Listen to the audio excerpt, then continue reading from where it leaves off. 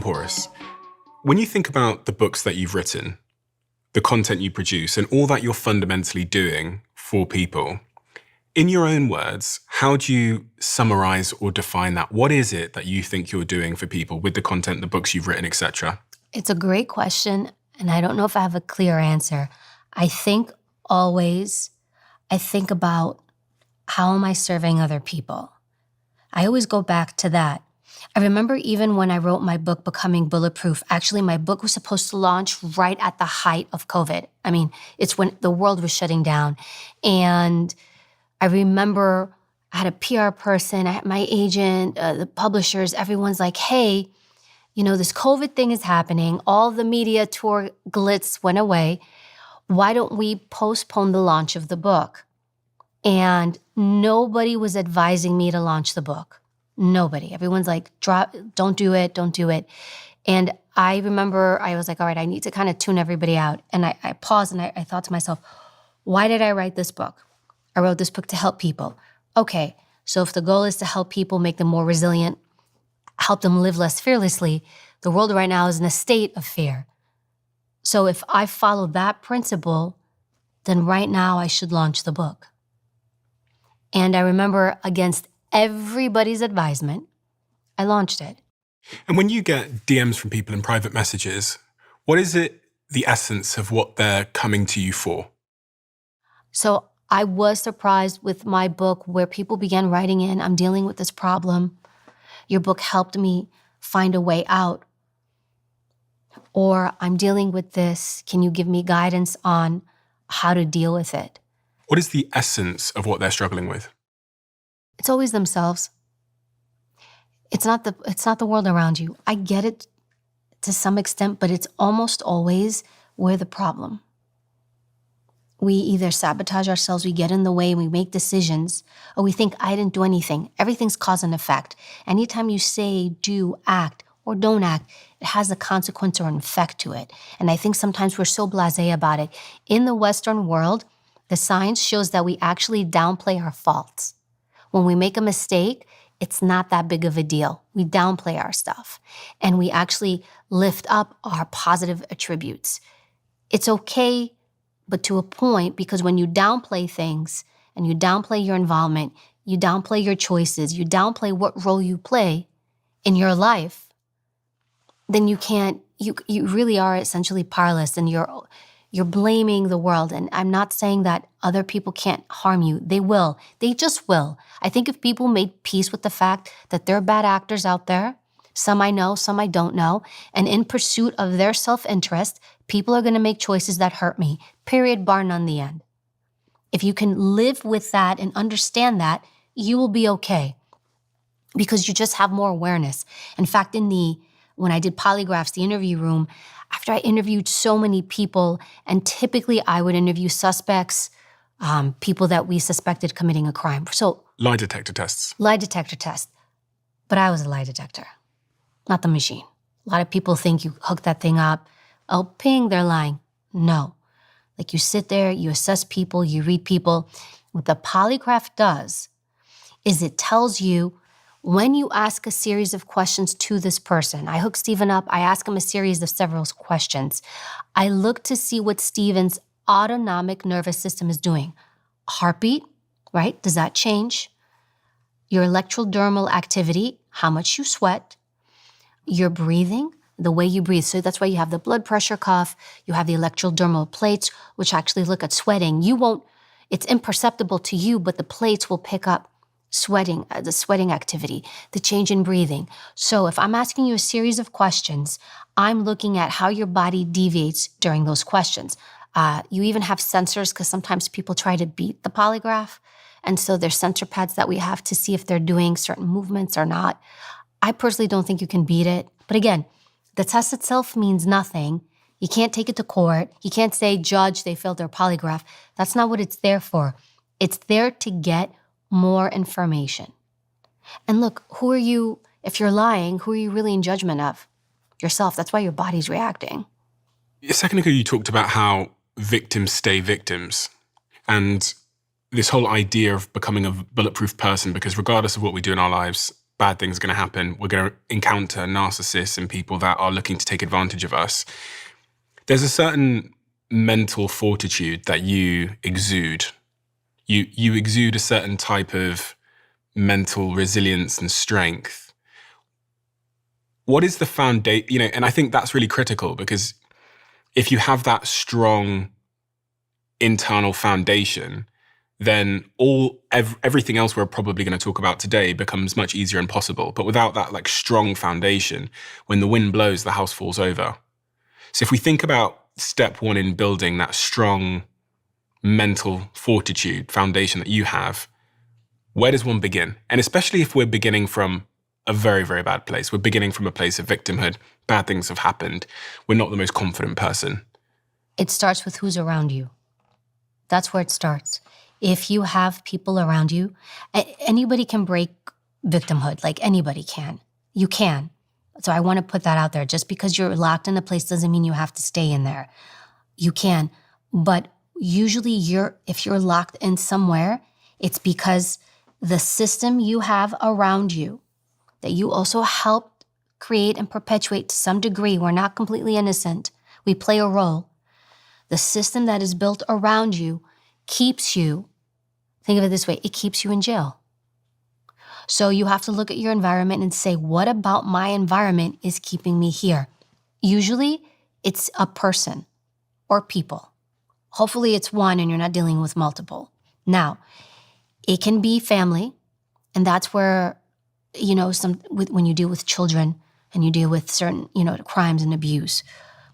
I always feel like the one population of people that truly have I don't want to say excuse, but it's really not their fault, are kids, because they're just so vulnerable and they rely on you for their livelihood.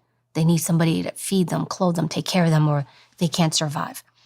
However, if as you age, right, as you mature, it's looking at your environment, who's around me and who is keeping me here. And you know what becomes hard? It becomes hard because you'll have let's say I'm going to use this term, bad actor in your life. That bad actor can be mom, dad, sibling, brother, it can be anybody.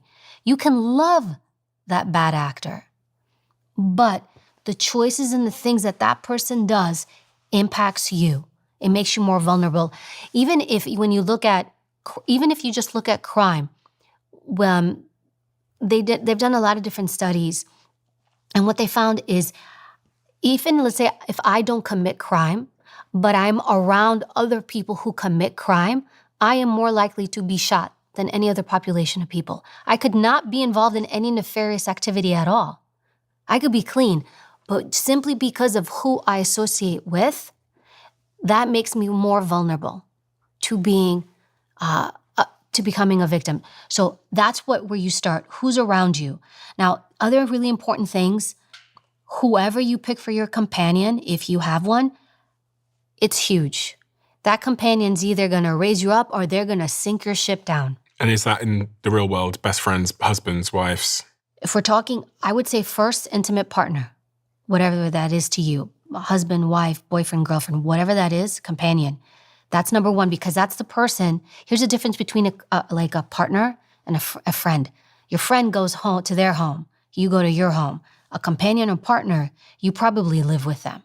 That means you are so overly exposed to that person, and you need to make damn well sure that person is not contaminating your life. You can still love them, but you can step back and look at, there's a problem here, that this person's stuff is contaminating my life.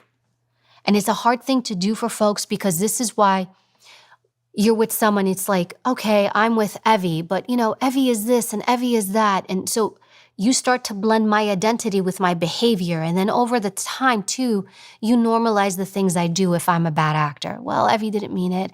She's always hot-headed. She's this, but she did all these nice things for me here. And then what we do is we miss stuff. That's why it's easier for you to look at somebody else's relationship and be like, hey, problem here, problem here, problem here.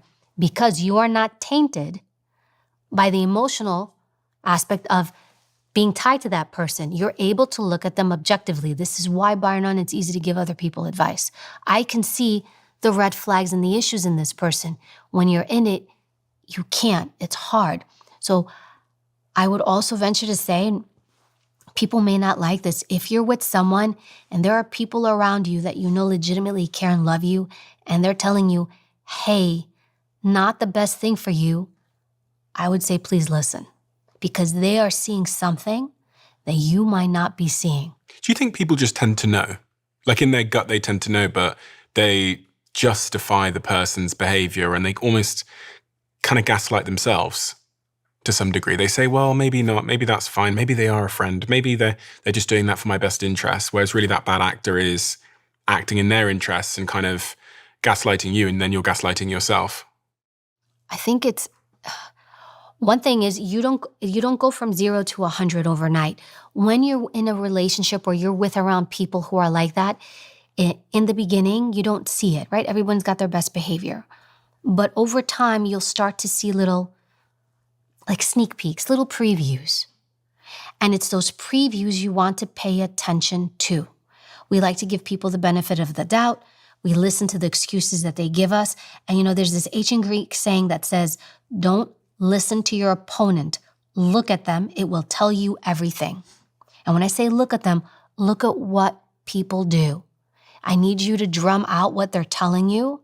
I need you to drum out their I am sorries, because they probably are. They've hurt you and they are probably genuinely sorry. That's not the point. The point is, when do you want to learn your lesson? In the beginning or at the end? And at the end, sometimes it's very, very, very hard. I have a community, and I started after I did the book, and when people started writing in, I said, you know what, let me do this community. I'll call it Beyond Bulletproof, and whoever signs up, and 2 years in, I have 800 members, and a lot of people come in with different scenarios, and they'll come in with, and it's almost always the scenario they come in with, if there's something like this, it's somebody that they're tied to that's just sinking them. So, and sometimes they're the sinker, and they think it's the other person. So sometimes you're the bad actor, and you don't even realize it. So you need to figure out two things. Am I the one doing things that's not just hurting myself, but other people, but I've justified it to myself in pursuit of whatever self-interest I have, or am I tied to someone who's pulling me down? I'm going to tell you something, Stephen. I sat across people who did a lot of different things, some serious crimes, some not so serious. Every single person sold it to themselves why they did what they did. We're sellers. I can justify anything to myself if I want to. They were turning themselves into, I guess, victims of situation. Why did I do that? Well, good people make bad choices. Good people make mistakes. The problem is sometimes the consequences of those mistakes, they last. But you can't vouch for anybody because you don't know who people are behind closed doors. You don't. And two, anybody is capable of anything at any given moment in time if given the opportunity. If you understand that, you will not be surprised or shocked by anything or anyone. It's not that it's a morbid view of people. It's understanding people are malleable, they're susceptible, some more than others. Some may have either stronger integrity or more. I don't even think it's integrity. It's just a stronger hold on themselves to say, yes, I won't do this. No, I won't do this. And then some people are a bit more malleable.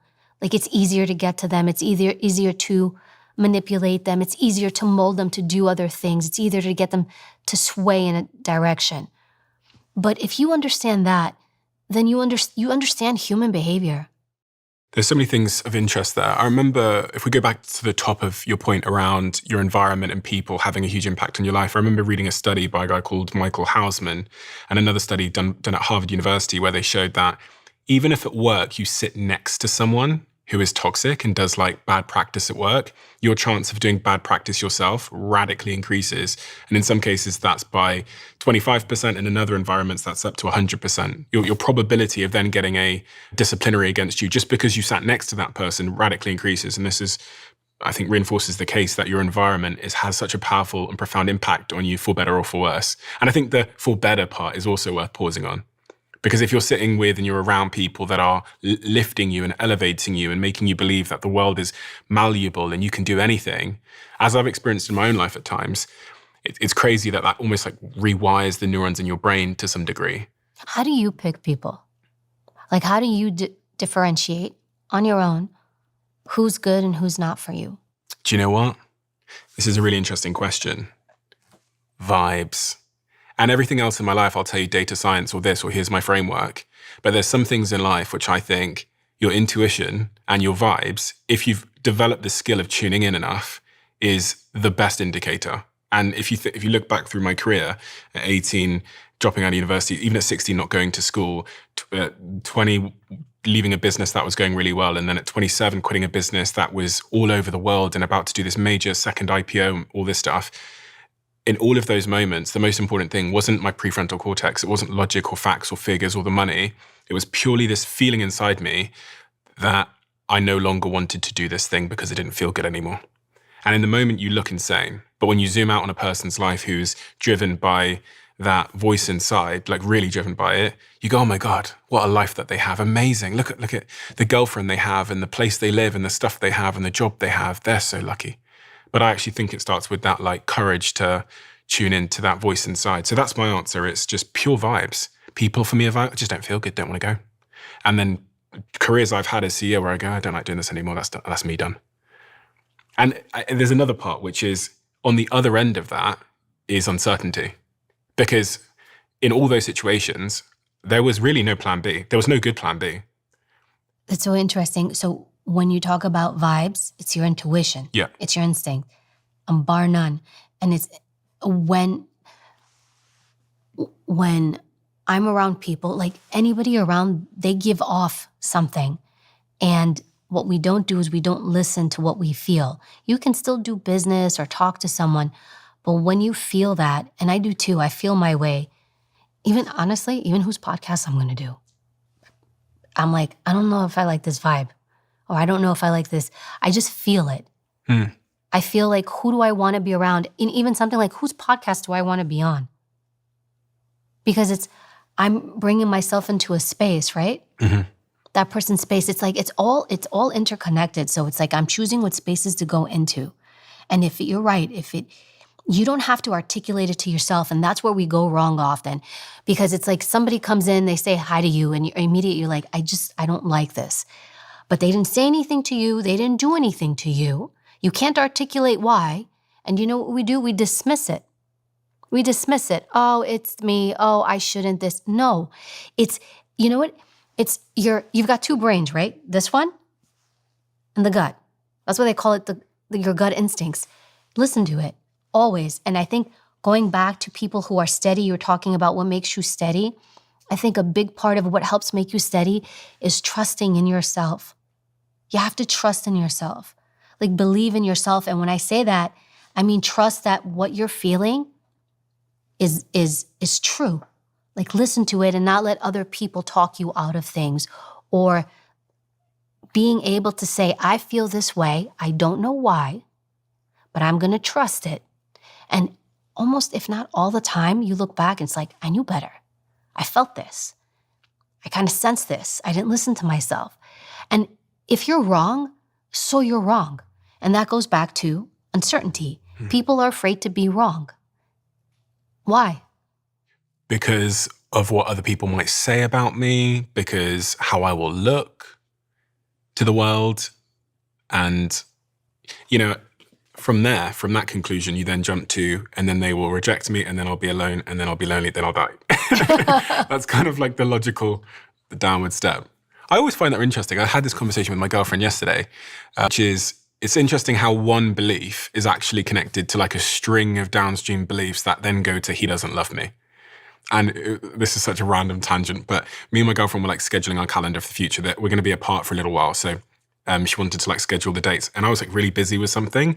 And so I wasn't like paying as much attention to the scheduling conversation, and she got a little bit upset.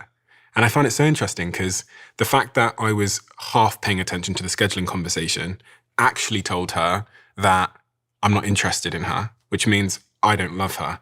And so afterwards I turned to her and I said, can you explain to me like how I made you feel in that situation? And I went, why? Why? Every time she answers them, why? And we got right down there. You don't love me. And it all started with this little thing at the top. And I think the same here, where if I do something and it goes wrong, there's like a downstream consequence in someone's subconscious that leads them to think, then I'm going to be exiled from the tribe. Do you know what I mean? That's like at the root of it. That's why I think fear, when you talk so much about fear and becoming fearless. Living fearlessly, because I don't think you can be fearless. Okay, living fearlessly. What's the distinction?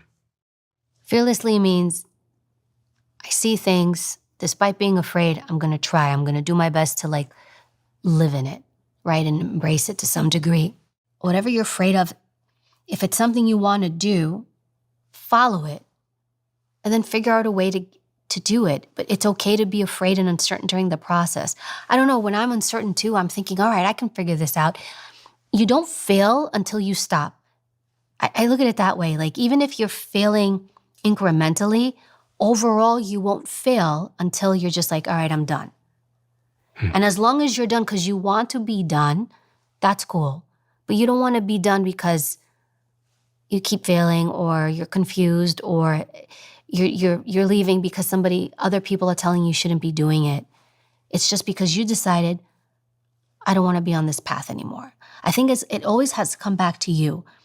I've always been in the school of thought, and I love my family, but they were always telling me, do this, and especially because my parents were immigrant, everything was job security. Get a good job, 9 to 5, get a good job. Don't try to do anything else, because they struggled so much. And so when I tried to do things outside of that element, they were afraid, they were confused, they thought I was nuts. Even when I started in the NYPD, they were not happy at all. They're like, what is this? Girls don't do these types of jobs. Even in my community, they I was laughed at. People kind of were like, oh, look at Yanni, was my dad's name. Look at Yanni's daughter. Look how silly she is. So this is kind of like those moments where going back to, you just have to do what you feel. Because afterward, you're going to be pissed off as hell because you listen to other people. And on that point of gut instinct, which you mentioned a second ago, is there a way, do you think, to train and develop your gut instinct? Because you strike me as someone that has a pretty astute gut instinct that you trust, but some people don't. And what ends up happening is they just end up living in regret that they didn't listen to their gut instinct. And they only find out after the fact, after they've been mistreated. So I'm wondering if there's a way to cultivate a better relationship with one's intuition and gut instinct. Yeah, stop asking everybody what they think. When I have a really big decision to make, really big, I don't tally people. In fact, the bigger it is, the bigger the consequences, or the bigger the pain or the trauma, whatever it is, I go in because they're going to confuse me. That's what you do. You stop asking people. And if you're going to ask somebody, let's say it's a health decision, you're going to go to a doctor, or you're going to go to someone who has specific knowledge about a decision you are trying to make. You're not going to go to mom. You're not going to go to dad. You're not going to go to your brother. You're not going to go to people who don't have that, who, although they love you, their opinions are going to send you like a ping pong ball. That's how you become unsteady. And you can start small. And when I say start small, is start making decisions without running them by anybody. What to eat, where to go, where to vacation, you can start small. It's just allow yourself to be the decision maker. Allow yourself to be in the driver's seat. But what we do is we invite people in the car. We're like, yeah, you could drive my car, no problem. They get in the driver's seat. We put them in the driver's seat. Then we're in the passenger seat, or we might even get kicked to the back seat. And then we're all pissed off, like, why are you driving like that? Why are you going that way? That's not really where I want to go.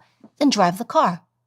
And stop inviting everybody in to drive it for you, and then be pissed off when they don't take it the direction you want to go. If you're going to be pissed off, always be pissed off at yourself. Because it's like, I chose wrong, but I chose. That is how you build confidence. And going back to law enforcement, because I teach it, one of the predominant traits that people in law enforcement have is they have high confidence because of one reason. They make decisions. they're good decision makers. Because when you're out on the street and you're dealing with somebody or a situation, there's nobody to look over to and say, hey, how should I handle this? You have to make a choice and you have to go. Making decisions is going to increase your confidence and your ability in yourself, even if they're the wrong decisions. That's not the point. Be a decision maker in your life. That is going to move you forward. That is going to increase your belief in yourself and your trust in yourself. And you're going to get comfortable too. I read that wrong. You know what I learned here? I should have read it this way. And so this is when you bring in the vibes and a little bit of tactical strategy because you're less emotional. That's another hindrance. When you are emotional, you are a bad decision maker. When you are in a space of emotion, make no decision, don't text, don't call. I always say just remove yourself and go quiet. When you can go quiet and be in that stillness of you, it will come to you over time. And you know what's another great thing? And when you look at resilient people, they don't have all the answers and they don't need to have all the answers. I don't have all the answers, but I don't need them to be okay. And this is where you embrace that uncertainty. You don't have to have all the answers. And that by itself is powerful. Like you don't need to figure it out. You don't need to know what to do right away. Leave it. Sit in it. Be in it. Then when it's time, you move through. You're going to end up getting a lot of unsolicited advice though. We all do. When we're trying to make those big life decisions, we'll have someone who we didn't even ask them, but people will be chipping in, telling you what to think of yourself. And there's an element almost, I guess, of being able to develop stronger boundaries in your life so that you can keep the outside world outside. Okay, so then how about you stop telling everybody your business? Why do they need to know what you're thinking about doing here or there? Why? Because when you open your mouth to share things, you're going to get advice. So this goes back to you. Do I open my mouth or do I stay quiet? Because if I open my mouth and I start talking, people are going to start sharing. And so when people they don't respect my boundaries, you're the one who offered it. If you want to create boundaries, you start with them. I don't share. Or if I'm for example, I'm working on a project or a deal, nobody knows until my deal is done. Why? I don't know how it's going to go. I don't want other people's opinions. I'll have the opinions of whoever I'm dealing with specifically in a deal, if it's a project, right? I'm going to talk to them, but I don't want other people confusing me. People confuse you.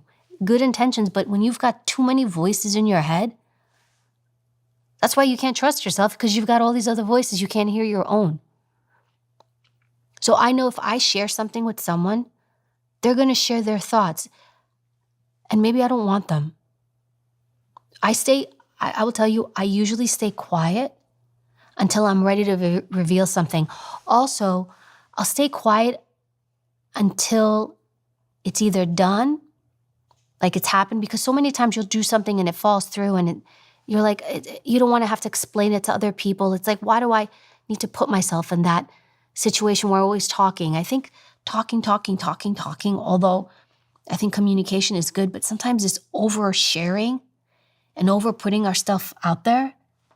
How are you going to have boundaries when you yourself violate those boundaries? You just make yourself open borders, everybody come in. If you're a bit more methodical with who you share what with and why, I think that's okay. But when you're literally tallying everybody, even if it's what job to do, for example, there's a woman in the community I have, and she's trying to figure out what career to do. And she was kind of my mom says this, my dad says this, grown woman. And it was coming from a genuine place. And I like this, but I don't like that. And she was ping-ponging everywhere. She's like, Evie, can you share something with me? I was like, stop. I was stop talking to everybody. Why are you tallying everybody to give you advice? I was I want you to think about how insane what you're doing is. You are going to another human being to ask them what job, what career you should do, a job that you're going to wake up every morning to get out of bed to go do day after day after day. And you're tallying and pulling other people who are not going to be doing that. You're going to be doing that on what you should do. Do you see a little bit of the ridiculousness of how you are asking somebody else? You're the one who has to get up every morning and go do it. If you say that to her and you ask her to justify why she's doing that, she might say, well, I'm just not sure. I just wanted to hear other people's opinions. I just don't know. You can. She can. You can do that. But if the question is, how do I learn to trust myself? You trust yourself more by listening to yourself more and asking other people less. That is how you get there. Clearly she doesn't trust herself, though. No. And then maybe just the circle around you. It's also to, and I don't know if you've been able to do this. Over the years, slowly, I've also accumulated people around me. It takes time, where they're trusted people where I can go to for specific things if I need to, because I like the way they move through life. I think that they handle themselves well. Maybe they do well in business. They're thoughtful. I like their character. And so over time, you can also, I don't want to say accumulate, but you can kind of start to pull folks like that in. It takes time because people are going to come into your life in different moments. And when you find those precious gems, keep them a bit close.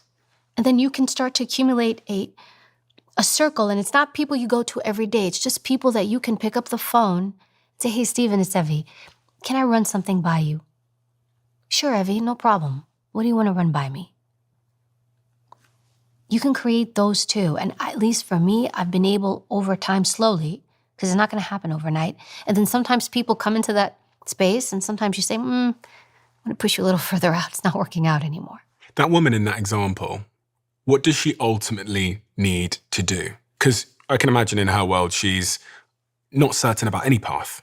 So she's got 20% certainty about going in this direction, 30% certainty about going in that direction, apparently, and maybe 40% about going in that direction. And then the rest is just a little bit of confusion and procrastination and fear. What does she actually have to do? She just has to make a choice and do it. Pick one and do it. There's no perfect choice, Evie. But there isn't. There's no way to know how it's going to pan out. There's no way to know. Just choose. Choose something. Choose something. And even if it's wrong, find peace and I chose, it was wrong. But you know what? I'm not stuck here. That's the other thing. You can change your decisions. Just because you choose something, it doesn't mean you're stuck there. We have the ability to get out. You do. You can find ways to get out and say, I made a wrong choice. It's okay. You also have to be okay with it. The interesting thing within our personal lives that I think causes such procrastination versus business is in business, especially if you're in a startup, if you don't make a choice, or even I imagine in the Secret Service, if you don't make a choice, there is an immediate consequence. Whereas in your life, you can kind of meander for a year, 3 years, 5 years, and just sit and procrastinate. Whereas in a Secret Service situation, when Trump is being shot at, meandering for 5 years as a Secret Service agent, I imagine isn't possible. So that is something, what will help with that is it's called instrumental. It's called sense making. It's understanding a person's motivational mindset. An instrumental person in certain jobs can yield more instrumental people. This is where I am doing something where I am task oriented. This just happened, so I have to respond this way. I'm going to do that. I'm going to do this. I'm looking at the overall, what is my next step, then my next step, then my next step. When you are instrumental, you are non-emotional. I'm not in the emotion of it. So although if you bring a protectee getting shot, right? Although it can seem emotional, yes it is, but in that moment, at least through training, it's shots being fired, jump in front, cover, shield, evacuate. You run through those things. That's being instrumental, right? Which is having a framework for what to do You're next. You're functioning. You're being tasked. You're task-oriented. I'm going to do this. I'm going to do this. I'm going to do this. You have a business decision to make. Let's say something bad's happening in the business. Okay, how do I stop this hemorrhaging? I'm going to do this. I'm going to do this. I'm going to do this. That's instrumental. On the flip side of that is something called identity. When I am identity, I am, oh my God, I can't believe this is happening. This is horrible. I don't know what to do. I'm confused. I'm really upset about this. I can't believe I'm finding myself here. Now I'm in that purgatory space of not doing anything. I'm also emotional, so I can't think clearly, and I'm not able to make moves. So how did they train you as a Secret Service agent to have that instrumental mindset? You do. How? Action. Everything's action. Make a choice, move, go, go, go. Do you know what's interesting? Everything was about movement. Don't be still. Even when you're getting shot at, don't be still. They actually teach you to run in zigzags. It's actually really hard to shoot someone. If they're not perfectly still, we would shoot paper targets. You miss. You're stressed out, your emotion, you're looking at this guy shooting, that person's shooting, am I shooting like shit? Because everyone's looking at each other's scores, and, if you don't shoot well, they're gonna be like, oh, I don't wanna take you out on the next raid with me, right? So you've got that adrenaline rush. It's a hard thing to do. But they teach you like, hey, if you're getting shot at, don't sit there like a dummy, move, run. And while you're running, run like zigzag. Throw people off, move. And I've taken that premise of always being kinesis. Kinesis is a Greek move. Kinesis, move, always move. Create momentum, no matter how stuck you feel. And I followed this actually in my own life. Just move. Don't sit still. I'm not saying don't grieve, don't be sad, don't feel. It's okay. But don't put yourself in a place where you're completely stagnant, because that's where you get stuck and you don't move and you get comfortable and you become afraid. If you can just create movement, I'm going to create a little bit of movement. I'm going to make a decision here, and then another one. If you can just stay in kinesis, movement, you'll be able to move through whatever it is you're going through. I remember I interviewed Jocko Willink, and he said pretty much a very similar thing to me. He said in the SAS or the Navy SEALs, when you're lost, you're not going to get any new information if you just stay where you are. So you have to just move. Even if you don't know which direction, movement generates information, which then can inform a better decision. And you're kind of saying the same thing there, which is if you're stuck, you need to just get into kinesis, make a decision, start moving, and then you'll learn at least something. You'll learn something, even if it means reaching out to someone. It's just do something that's helping you create some type of progress. When you don't move, when we don't have kinesis, like this is where you get stuck in that emotional depravity of like, I feel horrible, this is happening. Like if you can find ways to move out of your problem, as bad as it feels, don't bathe in it. Like don't take a bath in it. Feel it, but like to a point. And you know what else too? You also don't have to figure it out. You don't have to figure out why did this happen or why did this person do it. Sometimes there's nothing to figure out. Sometimes it just is. Sometimes there's brilliance and freedom in just letting go and saying, this happened, I don't know why it happened, and I don't need to know why, but I can figure out how I need to move forward. Kinesis, how am I gonna move out of this? Where do I go to next? Sometimes the more you sit and you analyze this stuff, the more pain you put yourself through. You're rethinking, you're retelling, you're reliving.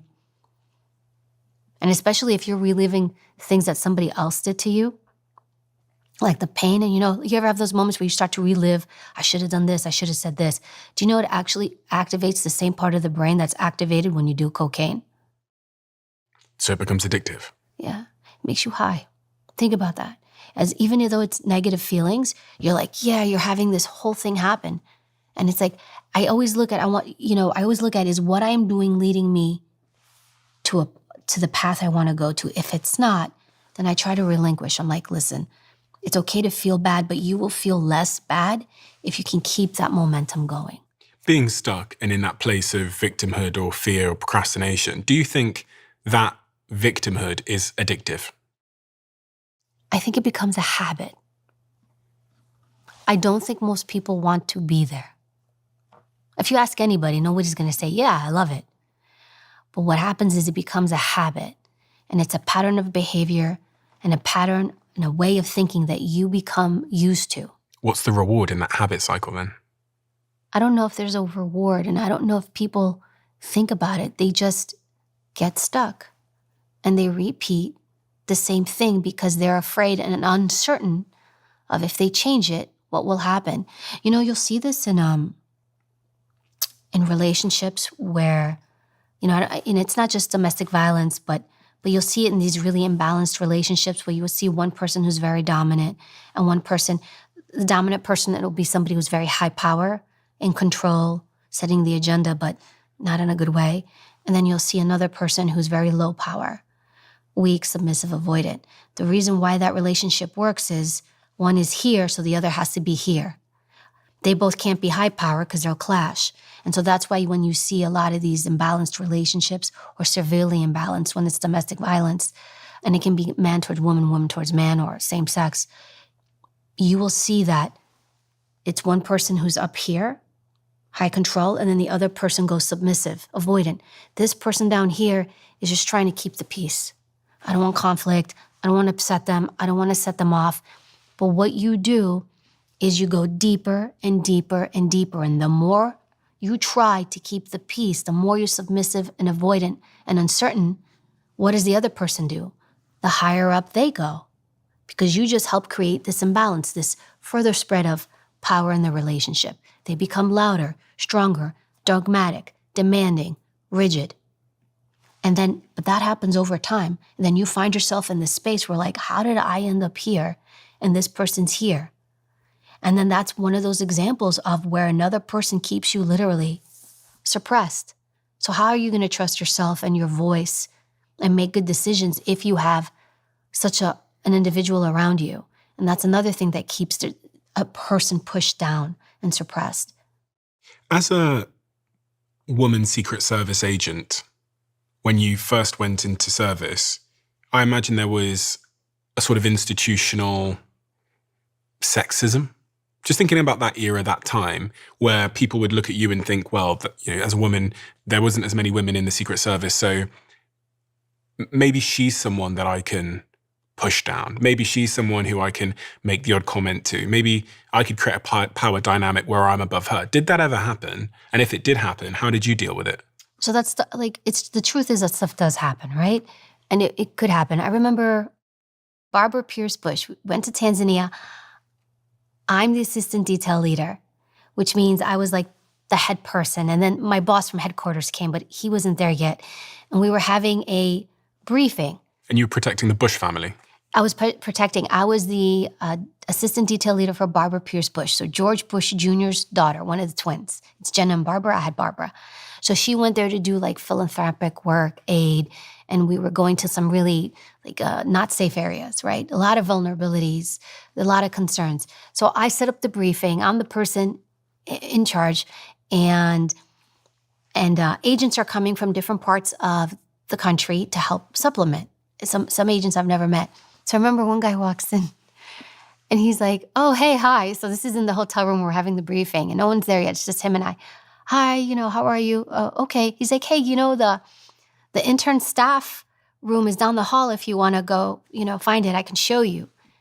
So when he saw me, he made an assumption I was staff, intern. I was part of the entourage, but not an actual agent. And so I'm like, "Actually, no, I'm the assistant detail leader here. Thank you for joining. What office are you from?" So now, could I be pissed off? Sure. Did he make an assumption based on what he saw? Sure. Those are moments where I don't care. Really? No. 0%? No. Who looked like a big dummy afterward? He did, not me. It does become annoying, but this is where you got to be this is where you have to pick your battles. You can't fight everybody. Oh my God, Stephen, imagine how exhausted you'd be if you fought every buffoon that came your way. Some people literally have designed their life to fight buffoons. Right. And I'm busy. I have things to do. Think about how much time and energy they take and waste from you. And talk about a life of being stagnant and doing nothing because you're too busy fighting everybody. Choose and fight strategically. So if it's something I need to fight, fight. I'll give you another example. After September 11th, the U.S. Secret Service field office was in the World Trade Center, 7. So when the towers collapsed, we lost our whole office. So immediately the Secret Service New York office, they were trying to find a new home. So they found office space in Brooklyn. And, obviously in a place like that, the office space needs to be designed a specific way for what we're doing. Again, nondescript, nobody needs to know we're there, but you're designing it to look and feel a certain way to get things done. I'm an agent now. I get called into the Saks office, which is the head boss. And he says, "I need you to design this office for me. Work with headquarters, get us nice photos, make this look like our new home.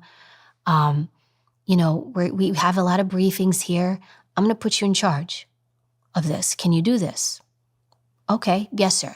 There's 250 agents in the office. I get pulled for interior design duty. HGTV, there we go. So I said, all right, no problem. So I did. I'm like, I'm going to do it. I'm going to own it. And I remember some of the women were like, aren't you? I'm like, no worries. I was like, I'm going to do the best damn job I can. So I did. Took me months. I made a nice office. I was done with it. Fast forward. That same boss puts out an open bid. New polygraph position. There's only 2 polygraph examiners in the New York office, 30 throughout the whole U.S. Secret Service. A spot comes open, which is rare. Everybody put your name in, whoever wants it. Everybody puts their name in. People senior to me put their name in. And then one of the senior polygraph guys was like, why don't you put your name in? I'm like, dude, no way. No one's going to confess to me. They're going to see me. They're going to high-five each other. I'm never putting my name in. He's like, put your name in. You don't know. I wait till like the last half hour before they call it a bid closes and I throw my name in. I'm like, it's not going to happen. Guess what? Week later, I get a phone call. Come to my office. Same boss. Sits me down. He's like, I had X amount of people put in, maybe 30 or so people. He's like, I picked you. And he said, do you know why? I said, no, sir. He's like, I gave you that assignment to design the office and fix it. And at no point did you bitch or complain or say anything to me. And in fact, you did a great job. Thank you. This is your assignment. Put in. I need to understand here something, which is, on one hand, I've got to be protecting my boundaries, right? Don't let people fuck with me. On the other hand, don't make someone's prejudice my problem and don't bitch and complain.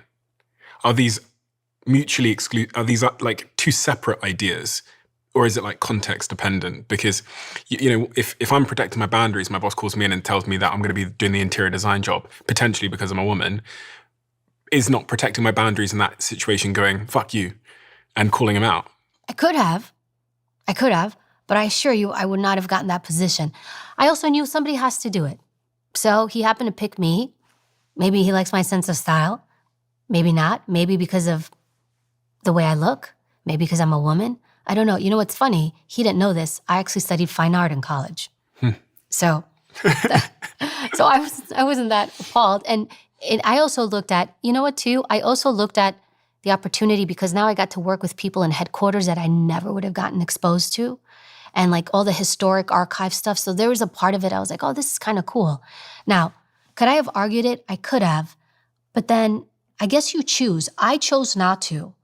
And long term, it worked out for me. There's also times where, I don't know, Stephen, like you can't care so hard. People are going to slight you. And like you choose how much you're going to care about how much they slighted you. And I have noticed that the more I care, the more of a detriment it is to me. And the less I care, the better I perform overall. All I'm saying is just choose strategically. Don't choose just because you're pissed. Because if you're doing it because you're pissed, now you're being ruled by emotion. And anytime you make choices by emotion, you're going to make bad choices, bar none the end. For a lot of people, the action they take following a situation like that is so quick and almost like so automatic that It's they emotion. that they just blah, blah, blah, blah, blah. And then they might like relax later and go, fucking hell, why did I say that? I've ruined my life. But that's why I said it. That's why you're easily manipulated. If you are the person, and please know that I was that person. If you are that person where you are just reactive, you're going to sink your ship completely. It means you're not thinking through things. It means you have no self-regulation. I self-regulate. Don't get me wrong. There's times where I'm like, I'm going to burn this bridge down all the way and I don't care. I'm good with it so long as I am choosing clear-headedly, I'm going to burn this bridge down. But I'm choosing to do it. I'm not doing it reactively. I'm not doing it because I've lost control. I'm doing it because I made that choice. I'm going to burn this bridge and this relationship, and I'm 100% okay with it. Do it. But make sure you're doing it. Not the monkey inside your brain. Exactly. How do I train the monkey inside my brain over time? Because you said you used to be less regulated, right? You used to make more emotional decisions. And over time, you've come to be able to make those very rational, like prefrontal cortex decisions. And vibes. Okay. And Yeah. vibes. I started to shut up. I just started to be quiet. When I'm pissed, I go quiet. I don't say anything. Like I think that's the biggest thing. I learned to be quiet. I just learned to shut my mouth. Not to reveal your upcoming book, but I know that one of the 100 principles in that book is called 100 Rules of Engagement. Shut the fuck up. Rule number 1. And the reason why is not to be vulgar. It's because it helped me so much. Because the more you talk, just when you talk in general, the more you talk, the more you reveal, the more people know, the more you solicit, the more people share with you, the more you get confused, the more indecisive you are, the more. And when I learned to stop, self-regulate, not to shoot my mouth off because I was offended. You can only get offended, first of all, if you allow yourself to get offended. There are times that people are going to cross you and disrespect you. Yes. But like, how often can you be offended? And also, there's times like, who cares? Like, I don't have to have everybody's respect. That's another exhausting thing. You need to respect me and you need to disrespect me. He disrespected me and I'm Greek. It's a big thing. Like, oh. But that's going to wear you out. And you don't need it. There were times where maybe I worked with people who I could tell I was not wanted. I remember once, NYPD, and I started off in the NYPD, Queens Narcotics Unit. Sorry, guys, this is a true story. And I was sent to partner up with Queens Narcotics to take down this guy who was doing child porn and counterfeit money, in addition to drugs. So I get sent to the task force. This is a hardcore task force within the NYPD. I show up with agents. I'm the lead agent in charge. And I show up and they were not happy to see me. Not at all. And I remember walking in, I don't know how it is now, I'm sure it's not, but women's calendars, centerfolds, all over the place. I walked in, personally, I didn't care, but I was just like, I think it's gonna be a problem. Not me, them for me. And I could tell that they didn't want me there. They started leaving information out of briefings. They would ignore me when we were doing the search warrants, like really tactical things that they were doing that were wrong. And this was a ring of people that we were trying to take down. So the first time, and then plus my team seeing this. So I don't say anything. My team doesn't say anything. My team's all guys. And thankfully I had like really respectful agents with me. But these guys are seeing it. They're seeing how they're treating me, by proxy them. No one's saying anything. They're disregarding us. And the reason why we were asked to be there is because we're experts in counterfeit. We're also experts in child porn. So we do the arrest, it's done. But then there's a subsequent arrest that happens. And we show up for that, same thing, like literally ignoring you, like you're not even there. We do the arrest, we do the prints. And at one point they even leave the precinct. And we're like, where did they go? They just completely ditched us. And I remember going back to my group leader, Carl. And I go to Carl, I said, hey, listen, if these guys call again, because there were more arrests, I was like, don't send me out there. And he's like, why? I'm like, it's very clear they don't want me there.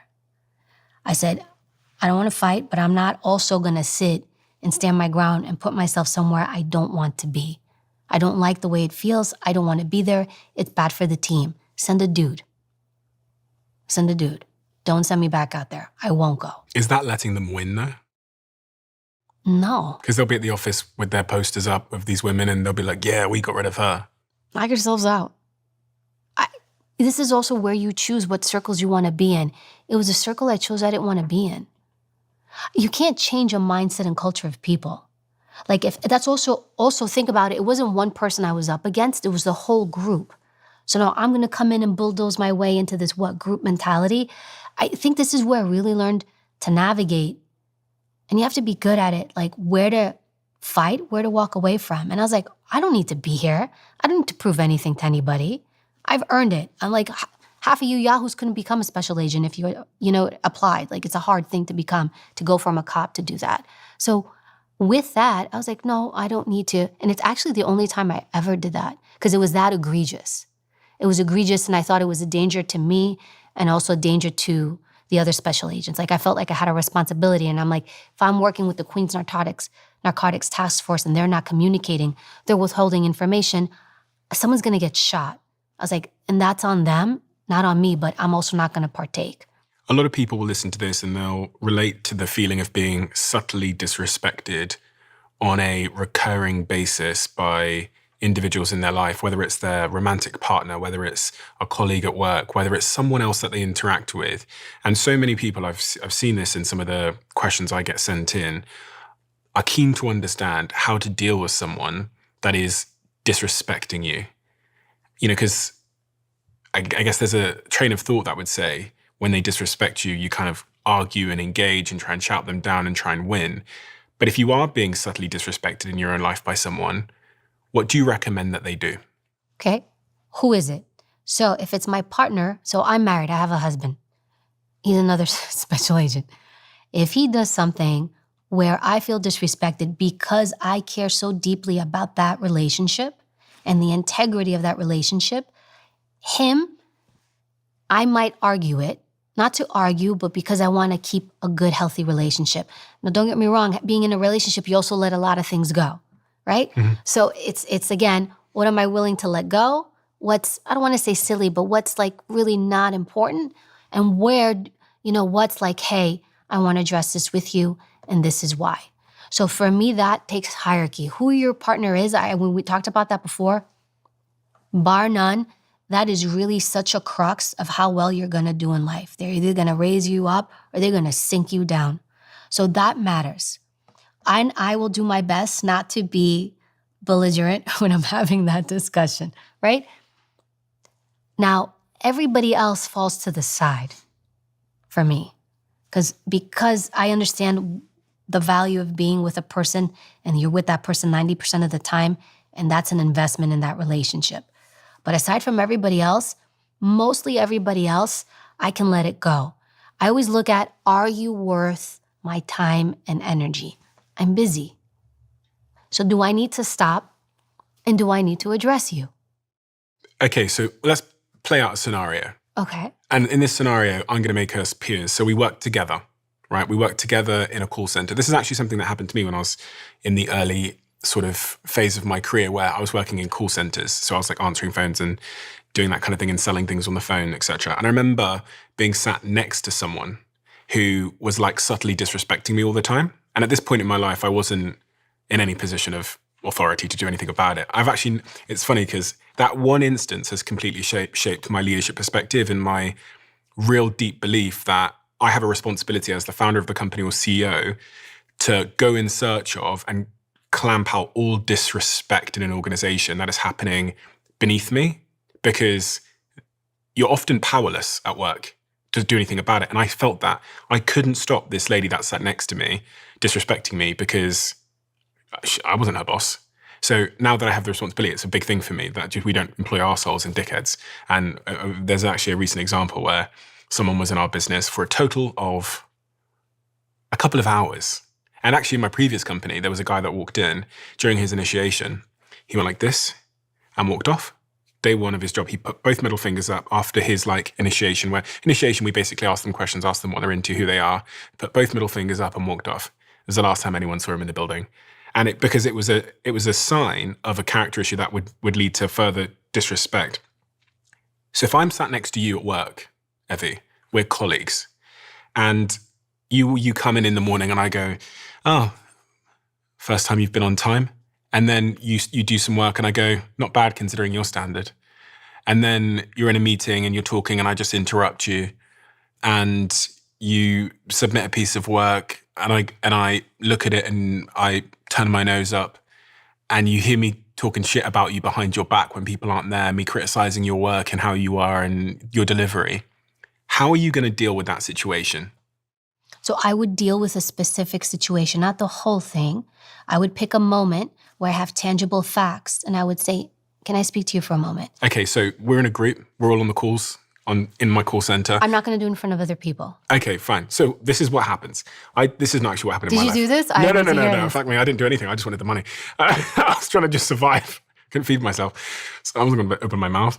But we're in a call center and I've disrespected you for a while now. And then I turn to you and I go, and you've just come off a call and I go, you know what, you could have done that better. You didn't close that properly, Evie. And next time you do a call and you get stuck like that, just speak to me and I'll take the call off you.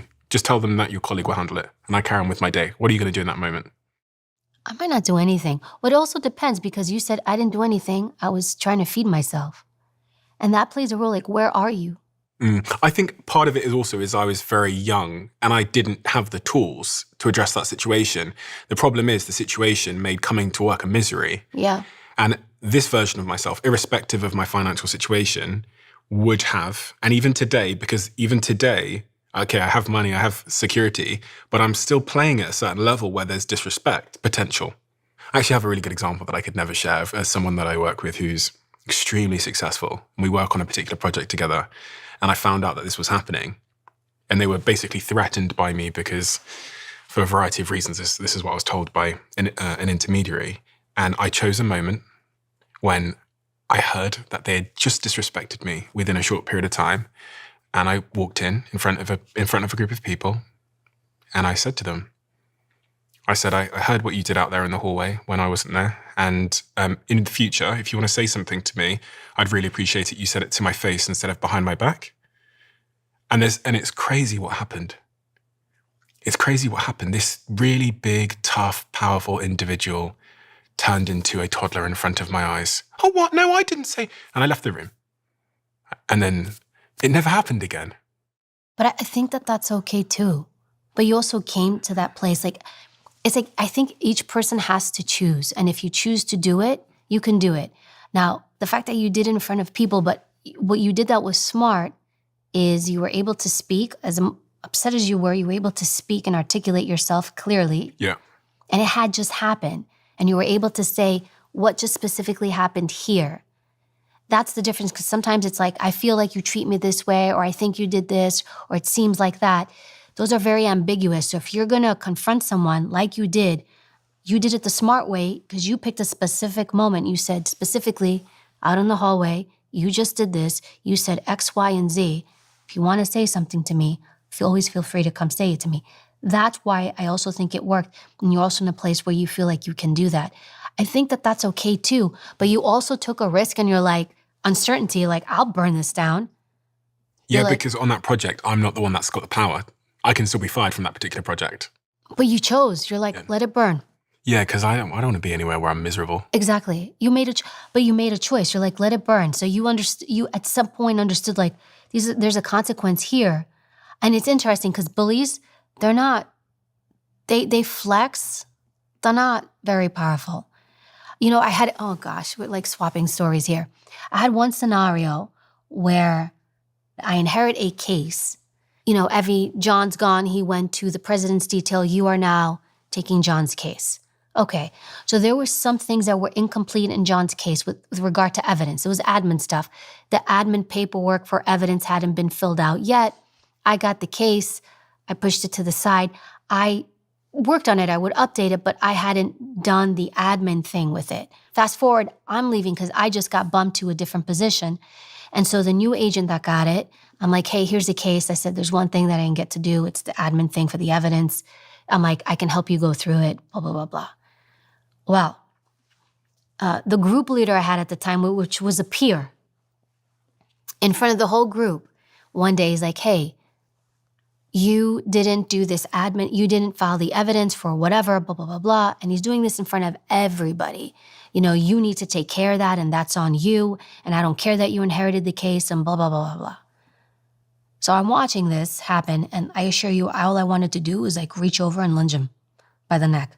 But I didn't. I left. I was pissed. I let it ride, my anger ride.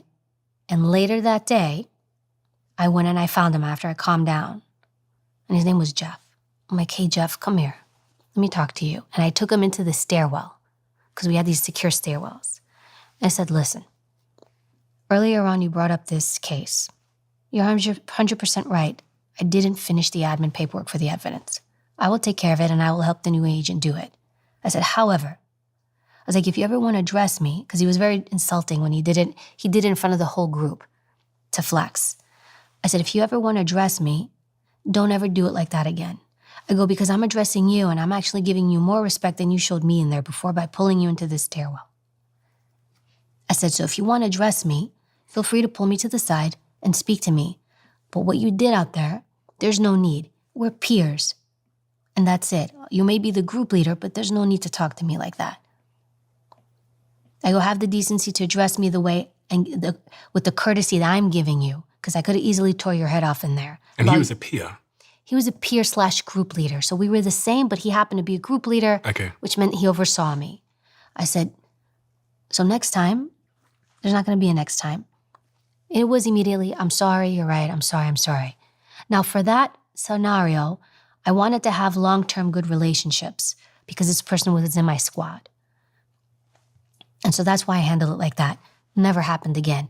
So I guess there's different ways to do it. With Jeff, I preserved his dignity because if I would have shot back, he would have shot back at me, I would have shot back at him. And there's a point too where I'm like, I don't want to look like I don't want to sit and fight and look stupid. I want to be in control of how I manage an environment, and me yelling back or confronting someone sometimes may not be it, especially if I think I can't keep myself composed. And in that moment, there was no way I was going to be composed. I think you're right. Now I reflect on the incident that I described to you. I don't actually think I was that composed. I didn't shout. I was very articulate, looked to them in the eyes without breaking eye contact. But actually, if I was really composed, I would have done what you did, which is I would have said, please, can I have a private chat with you? And I actually think it would have been more effective and would have shown more of my sort of fortitude to have that conversation privately. The other thing that you said, which I thought was so important in the context of what we're saying, is you do have to point at a specific incident because these individuals, they are masters of gaslighting you. So if you don't have specifics, that just happened in that location and it made me feel like this and you said this. If you let it ride and you come to them with vibes, they will so easily twist it. What are you talking about? What are you talking I don't know about? what you mean. No, that's not what I meant. That's why you have to come with very specific stuff. But even if you said you were pissed when you did it, if you were still able to articulate yourself, you were. I think it's okay to own it. Listen, I'm not saying I've always flown up top. There's times where I'm like, I shouldn't have done that or said it. But I also run hot and I know myself. And so I have to police myself. And then there's times we learn our lesson. It's just, I think whatever you do, just own it. Whether if it was the wrong thing to do, just say, I won't do that next time. But I feel like you were okay. You said something a second ago about bullies, right? And there's this fascinating thing I've come to learn about bullies and people that are like this type of disrespect, is they're actually going in search of the weakest link. And the incredible thing that happened in the scenario that I'm describing is once this individual realized that I would literally call it out and I was off the table, they never treated me like that again, but they moved on. They moved on to someone else that I work with. And that person, as we sit here today, is thinking of leaving that environment because of the same person who was making the little slight comments about me is now doing it about them. And I say to this person, I say, why don't you just do what I did? Why? Because she saw me confront. I say to her, why don't you go just do what I did? And she just says, I don't want conflict. So what is she doing actually? She's becoming? Suppressing herself. Yes. Yeah, and she's going to leave something that she loves doing purely, she called me the other day, purely because this person's making her feel a certain way. I think that's okay too, though. It reminds me of that narcotics story. It's she's just I just don't want to be here anymore. Yeah. But at the same time too, if she keeps going, when you go small, small, small, they go higher, higher. It's, speaking of bullies, I'm going to bring it back to crime. When I started interviewing suspects, right, you watch TV shows and in your head you think these predators, right, are these really intimidating, scary predators, the way they behave, and you think I'm going to get these savages in the room. Nope. And you know what's interesting? When you look at the populations of people being victimized the most, first it's children, then it's women, and then it's elderly. Why? Because they're the easiest to victimize. So when you look at predators, they pick easy prey or what they perceive as easy prey. They don't want fair fights. I would sit across people in the room who did like really horrific crimes against kids, and you would look at them and you're like, you? I could eat you for lunch. A lot of times too, we build up people in our heads and we think like they're these like high apex individuals. They're not. They prey on people weaker than themselves. And why? It makes them feel stronger and better, more powerful. Why do you need to do that? Because you feel weak. That's why you do that. That's why you bully. That's why you push. Because you feel a void and you look to fill that void by taking from other people. And that's what makes you feel strong. All these predators, I never sat across from anybody, to include terrorists. I never sat across anyone and I was just like, oh, this guy's scary. Never. I'm shocked actually as I say it. I have never to this day sat across someone where I'm like, oof, not once. Everybody, I'd walk in and I'm like, you? In my head, of course, the inside voice. I'm like, you did this? And so I guess like bullies, like I think sometimes we unfortunately give them more weight and gravitas than they really are. Weakness all the way through. With that in mind, how do I stop myself becoming prey to a predator? You stop acting like prey. So the one thing you're not going to be is, it depends who it is. First of all, if it's personal relationships, you have to set the intention of the relationship from the beginning, how you want it to go. So let's do work. Work is an easy one. I'm not there to be your friend. I can be friendly, but I'm not going to be your friend. I'm not there to be super nice to you or super sweet or super kind. Like, I can be warm, I can be respectful, I can be compassionate. I can be those things, but I got to bring the right version of me to a work environment because then I set the tone of like, well, is Evie my friend or is Evie my boss? Like, what am I dealing with here? Like, always keep that level of professionalism. Always. And I make a point to do it because then it just becomes really awkward if people are your friends. Can you balance a relationship like that? You just got to be really, really, really, really good. But like, don't come in and like literally like make yourself a doormat or like overextend to the point, because the more you overextend, even a good person is gonna be like, oh, that's just how she is. That's how he is.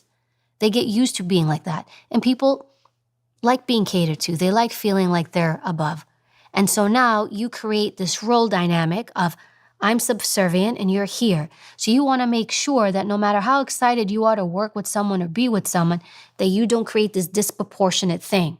Like the seesaw. You want to keep the seesaw level. It'll go up and down, but you want to make sure that you, because you will do it. Everybody assesses everybody. Everybody sizes people up. They do it intuitively. People meet you, they size you up. Oh, he seems like this, she seems like that. She seems like she's going to be this way. Project what you want them to feel. I'm here, I'm warm, I'm open. I'm happy to be here again. Thank you for having me. Let's talk. But at the same time, you can also think about how you sit, how you carry yourself, your voice, your tone. All these things play alone together. I know people talk about body language. It does play a role in the fact that, look, something as simple as when you go to meetings. Are you in the meeting and you're like this, you're small, maybe you got your phone out, right? What am I doing? I'm making myself small. My hands aren't on the table because I don't think I'm worth putting my hand on the table, right? I want to literally make myself disappear. I'm not going to ask any questions. I'm going to maybe sit like this with my thing here, right? So this is telling you a story about me. It is. So it's a really subtle way to be like, why don't I sit with purpose? I'm going to sit like this. I'm going to have my arms out. I'm going to have my shoulders back. Something as simple as just my posture means something. There's a study actually done. New York City, they put up cameras years ago, and they started recording people walking in New York City. Then they took the footage and they played it to convicted felons in prison. And they said to them, who would you pick as prey? They all picked the same people to prey on. All the same people, just by walk. There were 3 types of walk they found out. One walk was, I'm walking, I'm sloppy, I'm not paying attention, I'm just like in my own space. I have really no deliberate purpose in the way I'm moving my body. Target, easy prey. Other easy prey, my walk is small, I'm more timid, I'm kind of like not comfortable. I'm like paying attention. Easy prey. Those two, bar none, were picked. You know who they didn't pick? The walk wasn't too sloppy big. It wasn't too small. It was right in the middle. And it's deliberate. I'm in control of my body. I'm looking around. I'm present. I own my space. That person I want nothing to do with. Those group of people were not picked to be targets. So we exude vibes, energy, all that stuff. But even this tool that we don't pay attention to, our body, think about how you use it to portray yourself when you're out there.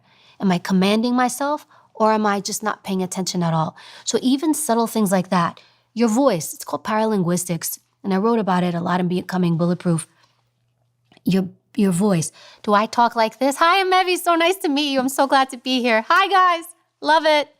Right? What kind of guest am I going to be? Right? But when I find my true voice and I own it, I slow down my speech. I bring down my tone and pitch to my true voice, to at least the most powerful voice, and I'm grounded, and I take my time. And I'm also, when I speak and I take my time, I'm letting you know I deserve to be here.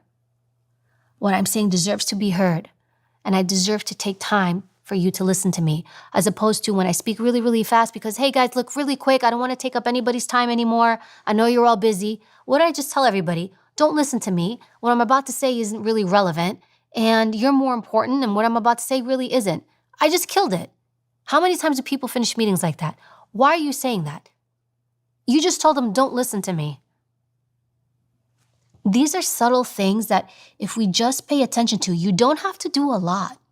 You don't have to do a lot. There's no magic pill. There's no secret to this other than really own yourself and think about, what am I exuding with my energy, with my body, with my voice?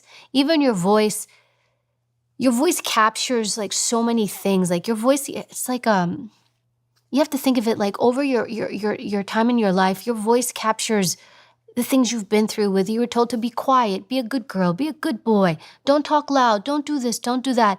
And you have to think like over time, this voice has become a bit mangled because other people around you were telling you how to use it.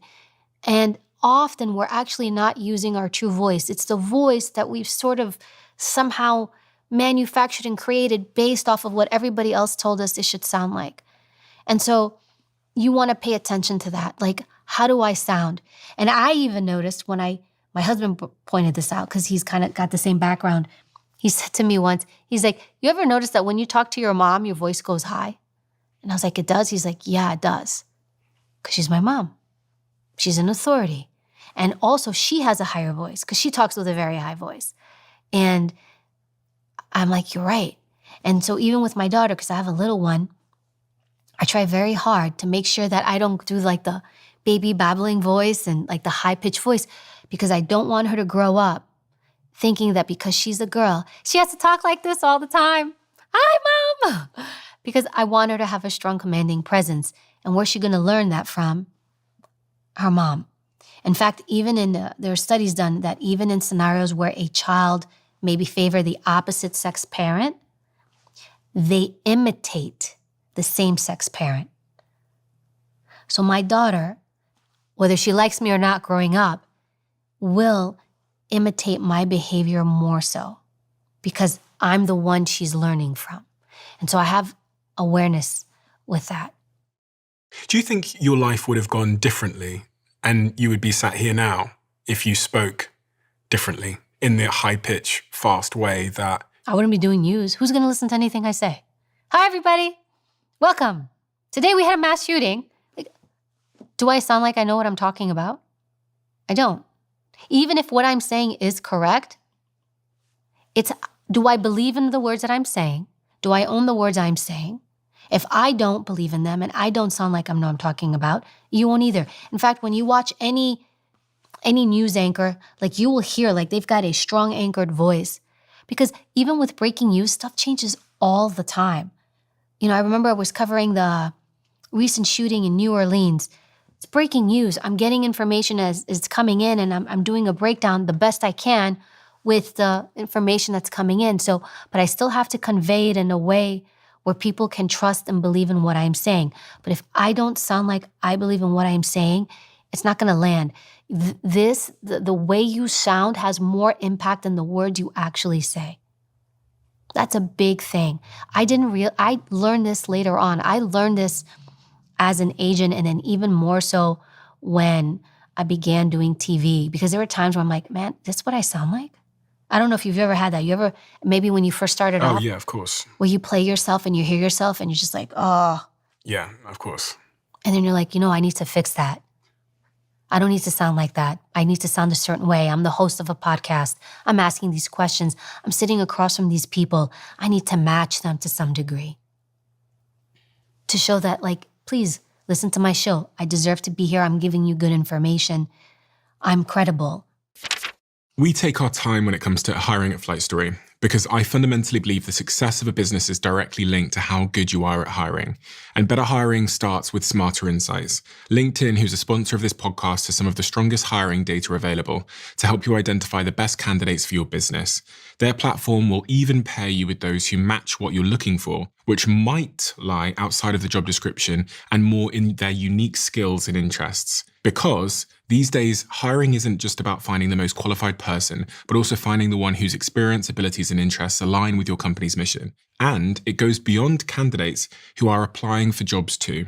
In any given week, 171 million members who aren't actively seeking jobs are open to new opportunities. Find your next great hire on LinkedIn and start today by posting your job for free, just by visiting linkedin.com/DOAC. Your hands, you use your hands a lot as well. Yeah, it's probably because I'm Greek. No, but it's interesting because it's part of the delivery. When you're saying something, a second ago you were going, and you were doing slow hand movements that are almost illustrating the point you're making. And it is persuasive because it almost is adding another layer of emphasis to what you're saying. Whereas if your hands were just tucked under the table, I actually might think you were less confident or sure in what you're saying. But because you're like, again, it goes to what you were saying, you're taking more space up. So don't hide your hands. Like, just for anybody listening, 101, if you're sitting in a meeting, hide your hands. Don't sit on them. Don't hide them. Just, one, it doesn't look good. It doesn't send a good message. It sends like you're kind of insecure. You don't want to be there. Hands out. I'm here. I'm present.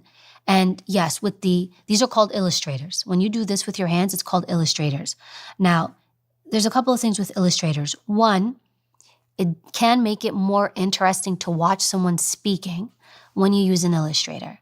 It adds more emphasis. You said it. It adds another layer aside from me just sitting still, right? It engages people and pulls in the viewer a bit more. It's more engaging. That's one. The other thing with illustrators is it can be a cultural thing. I'm Greek. I'm from New York. So I've got massive problem with these things. I actually work very hard to put them away. The other thing that's actually interesting, which you didn't ask, but I will volunteer this information. It's another way I would use to tell if somebody's being truthful or not. Again, everybody is different. Everybody's body language is different. But when you're speaking to someone and they use illustrators when they normally talk, typically when we see illustrators, it's truthful, right? They're telling you a story. Yesterday, yes, I went out with my friends. We went and we had burgers. And then afterward, we went to the store. So when you see somebody doing that, it is very likely they are reliving the event, and you can see the body reliving it with them. So when you see that, positive sign typically that they're being truthful. Now, if you're talking to someone who uses illustrators and all of a sudden they do this. They put their hands away. During a certain part of the story. So tell me who you went out and had dinner with, Evie. Oh, it was just some people from the office. In that moment, what you're going to do is say, okay, Evie's used illustrators this whole time. I shifted the conversation. I asked her something else. Now her hand's been away. Why? That's it. Why? That's lie detection 101. Now, it doesn't mean I am lying because everybody lies different. Everybody's behavior is different. We're not going to put people in a box because that's just dumb. However, what you're noticing is a deviation. Whenever you tell stories, she uses her hands. And then for whatever reason, I asked a question. That question prompted something in Evie, and Evie put her hands away. She did a shift. And now you, having caught that, you're going to ask me more questions. You're not going to move on to the next topic. You're going to find a way to say, I need to get Evie to talk more about who she went out with last night because clearly something just happened. And is that because they're going from their natural state of flow and whatever to more calculated, and they're like overthinking. Part of with lying, right? If we're just using lying, or if you ask me something for whatever reason, let's say I don't want to tell you who I had dinner with last night, right? When I feel that, I'm overwhelmed, I'm inundating, lying is hard. Lying is hard. You have to think of what you're saying. How am I going to say it? Is it going to be believable? I want to move the topic on. I don't want to get caught, because who wants to be a liar? Although everybody lies to some degree, right? So it's overwhelming. It's actually a heavy cognitive load. That's why that's why one of the things, like, it doesn't mean it's the only thing, but one of the things we were taught to pay attention to body language to people. Like if you read them well, you'll know what to look for and look for the deviations, because everybody is uniquely different. But you would look at body language to see what are they doing with their body, because lying is hard, and usually you want to go still. And because you're putting so much of a cognitive load here, all this stuff goes away. So that free-flowing Evie telling you the story about, I went out, I had dinner, I had a burger, it was great, goes away the moment you're like, well, who'd you go have dinner with, Evie? And now if in that moment I don't want to tell you, I'm having that oh shit factor. What am I going to say? How am I going to say it? I'm overloaded. And so I stop moving. The body does less in that moment, in this specific scenario. A second ago, when you were talking about the study in New York where they examined how people walk and tried to figure out who walks like prey, I was wondering, as you said that, I was thinking, can you fake it? Because presumably how we walk is quite a subconscious thing, and it comes from, as you said, like the things we've been through in our life and who we've come to believe that we are. So after I heard that, do I just go out on the street and start walking with a bit more status and with my shoulders back? Or am I still going to fail at some point? Yeah, this is, I think, I remember when I was younger and I started learning about psychology and human behavior and stuff, even though I knew the information, I think there was probably 990 other things that I was getting wrong that were projecting low value or come disrespect me, or I actually don't have a high sense of self-esteem that I couldn't see. So if I can control this one little thing, it doesn't necessarily mean the other 999 things that matter in nonverbal communication are going to be aligned if I'm not truly believing that I'm confident and high value in myself. So fake it till you make it, or do you have to do some inner work? I don't believe in fake it till you make it. And I actually don't like that term. You know why? There's nothing fake about me or you. I don't need to be a fake version of myself. But what I can be is a more aware version of myself. And something as simple as just doing one thing, Stephen, just that one thing, it's like, you know what? I'm just not going to make myself small. When I walk, I'm going to take up space. That's it. That's all I'm going to do. I'm not there to solve like a whole puzzle about why I am the way I am and why psychologically I walk this way, but I'm going to do one small thing that's going to make one small difference, and it's going to lessen slightly whether somebody decides to prey on me or not. That's it. And so you know what happens? Habit. You're going to break the habit of walking like this and being invisible to just creating a very simple habit of I just walk with my shoulders back now. Shoulders back when you go down the street. In fact, when I started doing the news, I didn't pay attention to my posture, and I would sit and do the news. I'm like, shoulders back, like in my head. I'm like, shoulders back, shoulders back, shoulders back. Because there were times where I watched myself, or even during commercial break, my husband would send me a text. He's like, Jesus Christ. He's like, sit up straight. You look terrible. He's like, no one's going to believe. He's like, stop slouching. And I'm like, oh, you're right. It's just, what am I projecting? So there are simple things you can do. So it's not one big thing we do over time. It's like, and I follow this too. It's like over life, it's like one small thing for me to change a habit of something that I do. Just start small and then conquer that thing and then move to the next thing and then move to the next thing. But at the same time, be kind to yourself. Like we can't just beat ourselves up. I'm not this, I'm not that, I'm not confident. Like that narrative just takes you down, down, down, down. And you can literally, I'm also not telling you to be like, I'm fantastic, I'm great, I'm this. It's just be here. Just be like somewhere in the middle. You know, and speaking of which, it reminds me of, and this is kind of something a little bit different, but we talked about steadiness earlier. Like, how do you stay steady? And the one thing I also learned about steadiness and just kind of finding that space where you're in control, it's something called neutrality mindset. And actually, the person who brought it more to my attention, you've had her on, Gabrielle Lyon, Dr. Gabrielle Lyon. She's married to a SEAL. Now, Gabrielle, who's actually my doctor. A Navy SEAL. She's married to a Navy SEAL, Dr. Lyon. When her book was coming out, she was asking me all these questions. She's like, my book's coming out. She was asking me questions, smart woman, because I had a book come out. So she's like, let me ask Evie, who's had a book come out, her opinion on a couple of things. And at one point, she said to me, were you nervous about whether it would perform well or not or how it would do? And I said, no. And she's like, no? She's like, you weren't worried it would make this list or that list? I was like, no, I didn't think about it.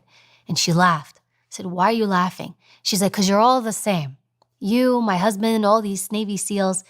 She's like, you're all in the middle. And what she was talking about is we have a neutrality mindset, which means we don't celebrate high highs, but we also don't fall down on low lows. We're always in the middle. So going back to my book, if my book did well, it would do well because it was a good book and people liked it. That was it. And if it didn't do well, it didn't resonate. I wasn't tied to the fact that, oh my God, it's doing great, it's selling. I didn't celebrate that. Now you would look at it like, why wouldn't you celebrate a high? I can, but what I start to do is I cultivate a habit where I'm tied to the external world. And when the external world is giving me this thing that I want, I'm happy. But the flip side is that when the external world is going to give me things I don't want, I'm also going to be tethered to that and I'm going to sink down. But if I'm in the middle, I don't have high highs, I don't have low lows. I'm always somewhere here.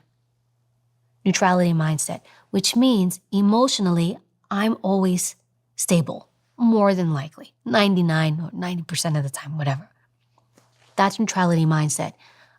I don't have high highs, I don't have low lows. Nothing destabilizes me to that point. How do we get there? How did you get there? You don't get, it sounds terrible, but one, you don't get overly excited when something happens outside. I'm not saying not to celebrate, but I'm also not going to be tethered like I can only be happy now because this thing outside of me happened. Because now I'm training myself and my mind to be, when external things happen, then I can be truly, truly happy. Or when external things happen, I'm going to be truly, truly sad. But when these external things happen, they don't pull me all the way up and they don't pull me all the way down, I won't have those highs and lows that other people will have. I can stay here. So I make sure that when something great is happening, very small example, I won't go out and tell everybody. I allow it to happen, right? And then if people congratulate me or give me good news, I say thank you, But I don't like that to be the source of my happiness because it comes from here. Because let's say I did my book and it bombed. So what? So now, according to that theory, I should what? I should plummet and be like, oh my God, I'm a failure. I wrote a book. It was the only chance I had. It tanked it. Who am I? I'm this. So now my value is tied to what? My emotional state is tied to what? How well or not well my book did. That's the problem. So the more stressful situations you can put in, the more places of uncertainty, the more you can manage these highs and lows, the more you're going to live here. And you know what else?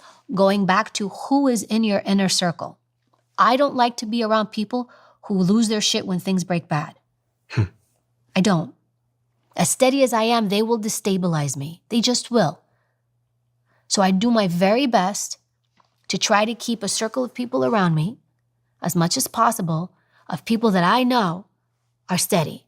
So going back to partners, I happen to have a partner, a husband, who's like that. Something can blow up and he'd be like, all right, let's go. He's not going to destabilize. So that is infectious on me. Now, can we have people around us that are severely impacted? My mom, love you, mom, sorry. But my mom, who's like at times can be emotionally impacted by the outside world, yes. So I have to work very hard to compensate for that, to not let that impact me where I go high and low lows. It's just awareness, but it's the external world, the external environment cannot be the thing that either brings you up or brings you down. I completely agree. I mean, obviously running businesses and stuff is a prime example where you're just getting fucking great news or bad news all the time. And to even try and move emotionally with whatever the news is today in your inbox, I'd be like keeled over on the floor dead. However, there's so many people that are listening that would say, Evie, I agree, but my nervous system just seems to run the shop. Like I just seem to just get dragged around by good things and bad things. And I catastrophize when something bad goes wrong. And I know what you're saying is true, Evie, but like, how do I get there? What's step one in becoming that person that isn't swung up and down on the roller coaster of life? Do you know, like, I wish people gave themselves more credit.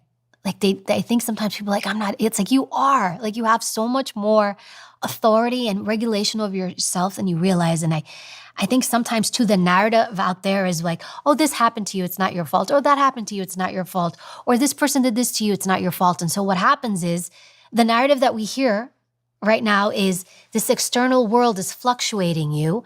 It's not your fault. And so if it's not my fault, how can I stabilize it? So that's one thing. So I'm not saying it's your fault, but I'm saying you have the ability to self-regulate. Please stop listening to everybody else that's telling you it's not your fault, it's out of your hands, it's this, it's that. No, everything always starts and ends with you. If you can just keep that, it starts and ends with me, one, you're right there. Two, in those moments when you start to catastrophize or you start to feel yourself go that way, stop. Literally just say out loud to yourself, stop it. Stop it. Talk to yourself. Like interrupt that thought. Just interrupt it. Don't let it finish. Even if you're having a high with something great happening, I'm not telling you not to be happy, but also don't over-sensationalize it. Don't go tell everybody because then you're pulling yourself up. You're being tethered by that, right? What I'm saying is don't be this up-down yo-yo. Cut it. Just be like, oh, no, like literally just tell yourself. There's moments where I talk to myself all the time. I'm my voice. And so if there's moments where I think my voice is drowning out, I will say, hey, no, this is what we're going to do now. Talk yourself through it. It's such a powerful thing to really just stop the thoughts, just stop them and take ownership and say, stop thinking that. No. There's this person who used to tell me that one of the things that she used to say to herself was cancel, cancel. And it was a negative thought or something bad. She would say to herself, cancel, cancel. I'm canceling that thought out loud. So find something that interrupts it.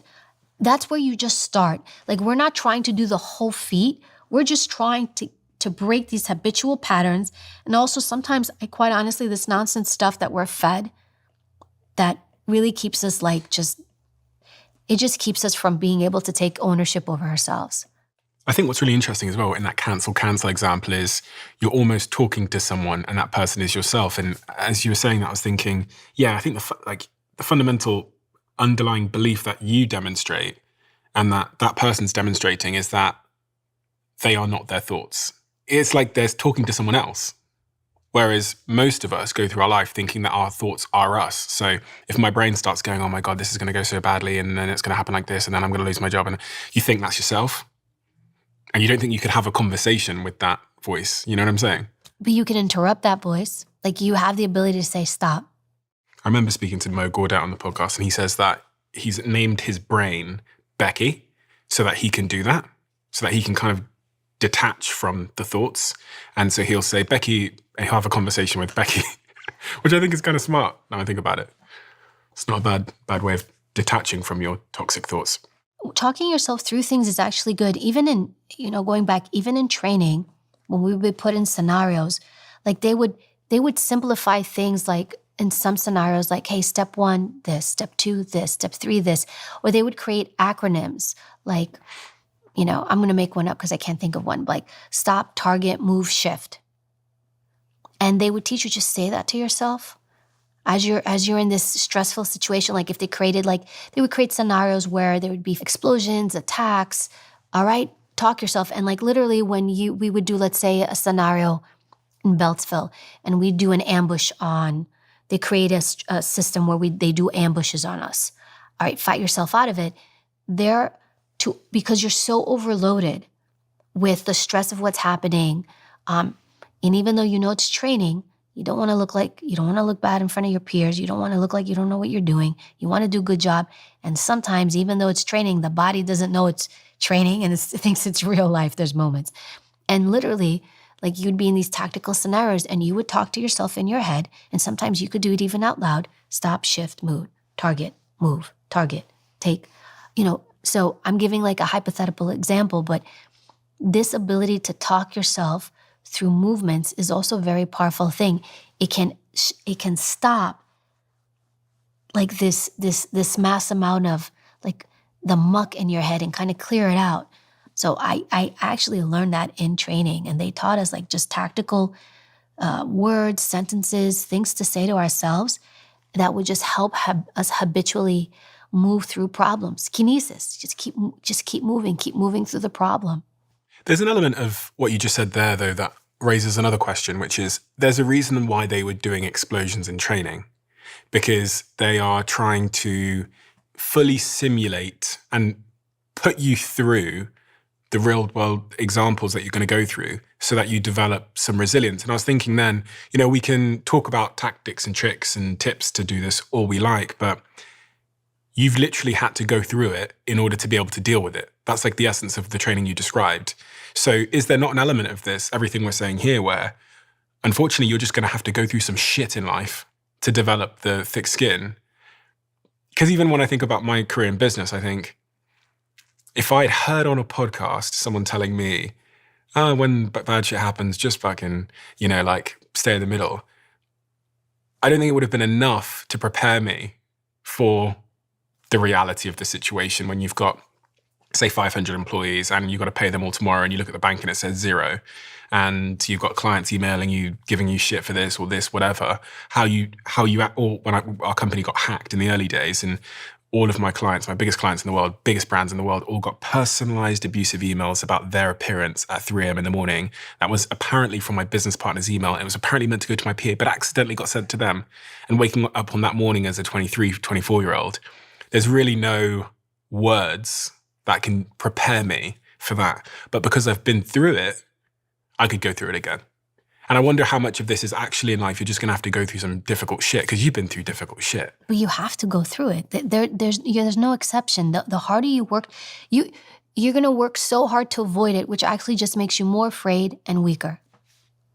Where it's like, it's just going to happen, and being okay, we mitigate as much as we can through the circle of people, what we choose to do, what we choose to surround ourselves with.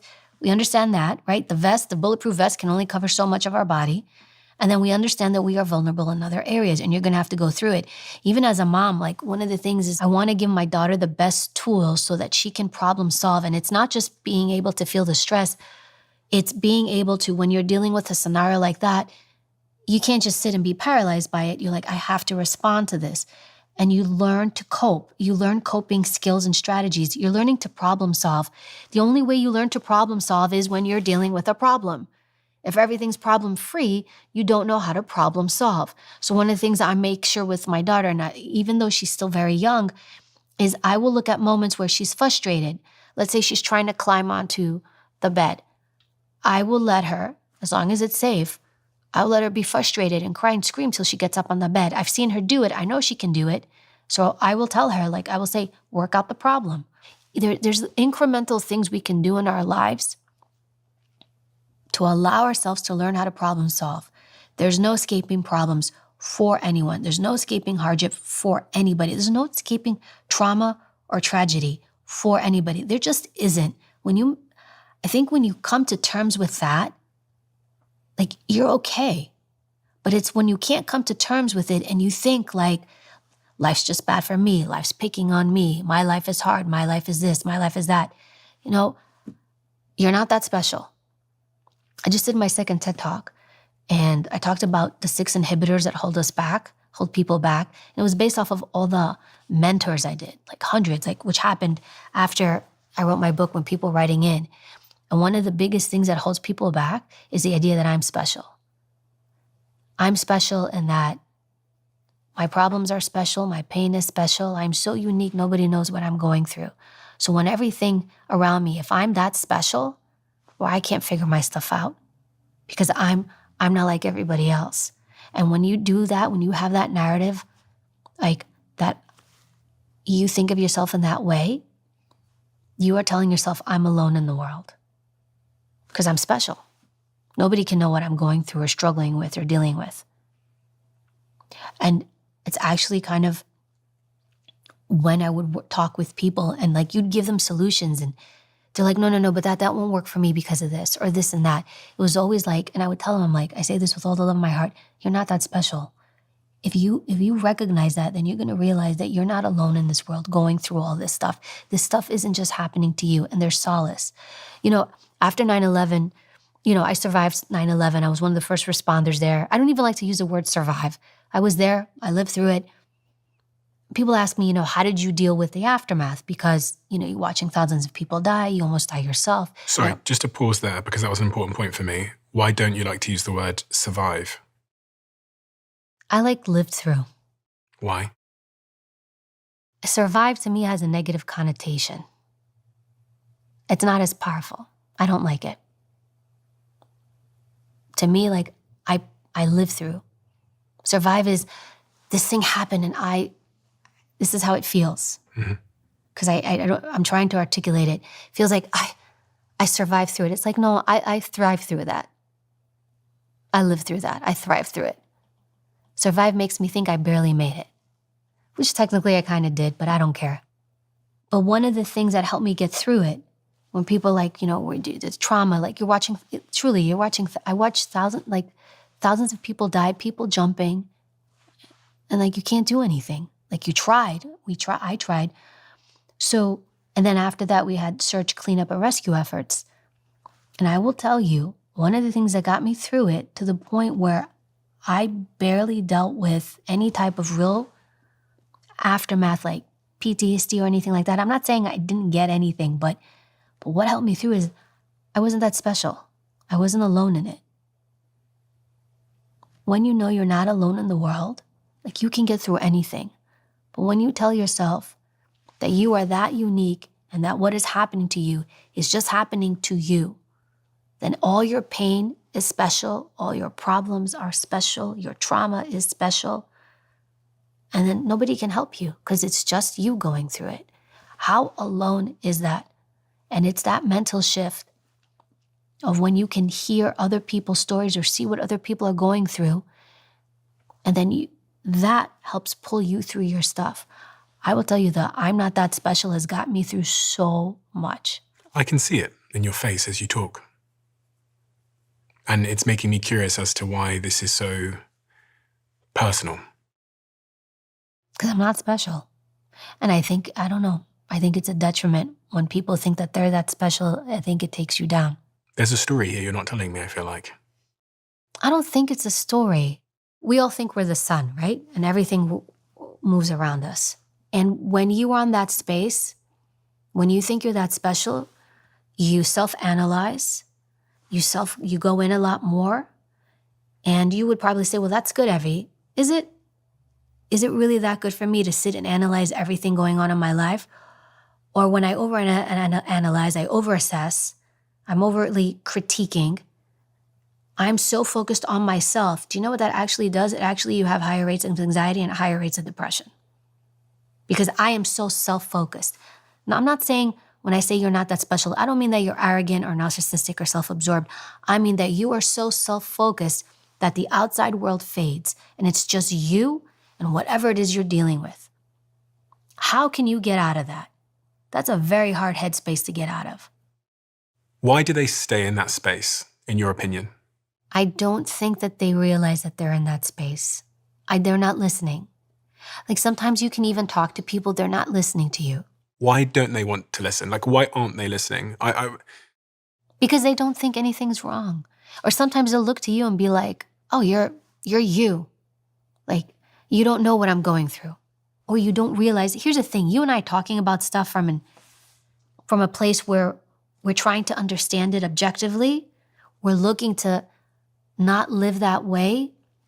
We're looking to understand it, and so we can share it with others. But the only people that are going to receive it are the people that watch this podcast and want to. And even then, when they watch this, they're going to pick and choose the parts that work for them or the parts of this podcast that fit the narrative that they tell themselves. Yes. And I was reading something over Christmas, which is really front of mind, and I think it's part of why I'm so interested in this subject. It was called The Courage to be Disliked. And in the opening chapter of the book, it confronts it's this kid basically arguing with this philosopher. And the kid is saying to the philosopher kind of exactly what we've said. No, I'm a victim of my life, the things that happened to me, my trauma, this is the way that I am, and I don't believe I can change. And the philosopher's making the case to the kid that you can in fact change. And really the insight, the thing the philosopher ends up saying to this kid, which spun my brain for a while and is still spinning my brain a little bit, is this idea that what happened to us doesn't determine our lives, but we use what happened to us to achieve a goal that we have today. Now, to put this into a practical, real example, if I am a kid that is 27 years old and I'm still in my mum's basement and I'm not going out there and getting a job, I might say, yeah, I want a job. But actually being in my mum's basement is actually serving me in some way. And it might seem to be self-destructive to someone looking in, but my mum's bringing me my food. They finally show me attention. If I change, I lose the sympathy. If I change, I lose the attention. And actually, this attention has gotten a little bit addictive. This sympathy, this place of victimhood has gotten a little bit addictive to me in a way that I don't even know, in a way that's actually self-destructive in the near term and the long term.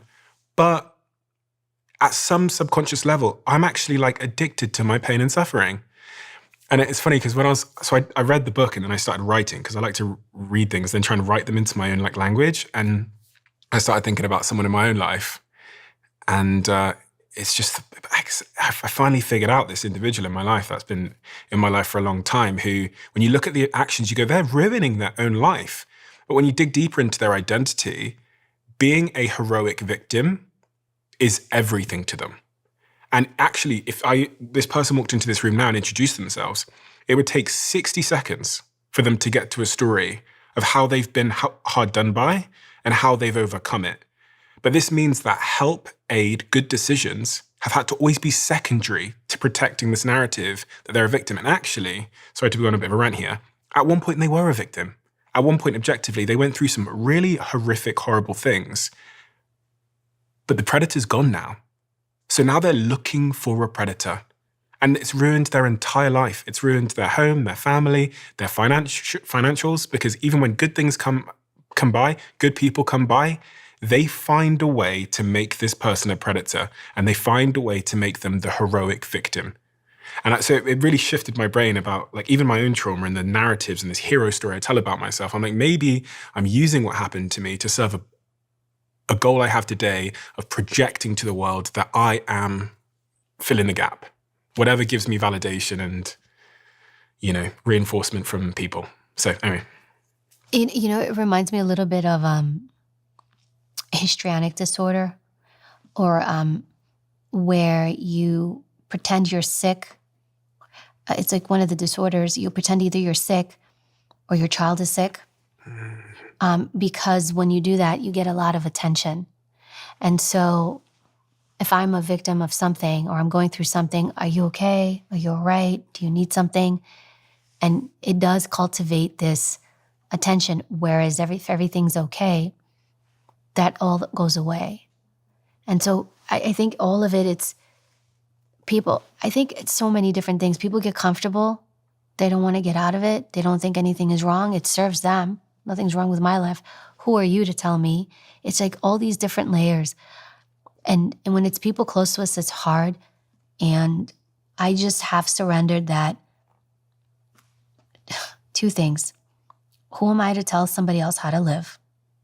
So if they think that that's the way their life needs to be, I do have a little bit, I'm not that special, so who am I to tell you that you should live this way? There's a little bit of, or a lot of rather, let people live how they want to live. It reminds me of what you were saying earlier about identity. And I was thinking of something I read recently that said words to the effect of people would go to great lengths to destroy things, including themselves, before they dare edit their own identity. There's a real element of truth in that. You're talking about identity and instrumental mindsets. And I wonder if there's a real risk to developing an identity, because you've got an identity now. Secret Service agent, NYPD, strong woman, doesn't take shit, says it how it is. Well, so in the context of identity, the identity mindset, if we go back, it's that I'm special mindset. I'm in an emotional state, I'm special. That's like identity mindset. That's how you know when you're talking to someone, if they're instrumental or identity. If they're instrumental, they're task-oriented, they're moving, they're trying to solve problems. If they're identity, they're stuck, they're emotional. I can't believe this is happening to me. So with that, when you can figure out what mindset somebody is in, then you can talk to them, but you talk to them in the mindset that they're in.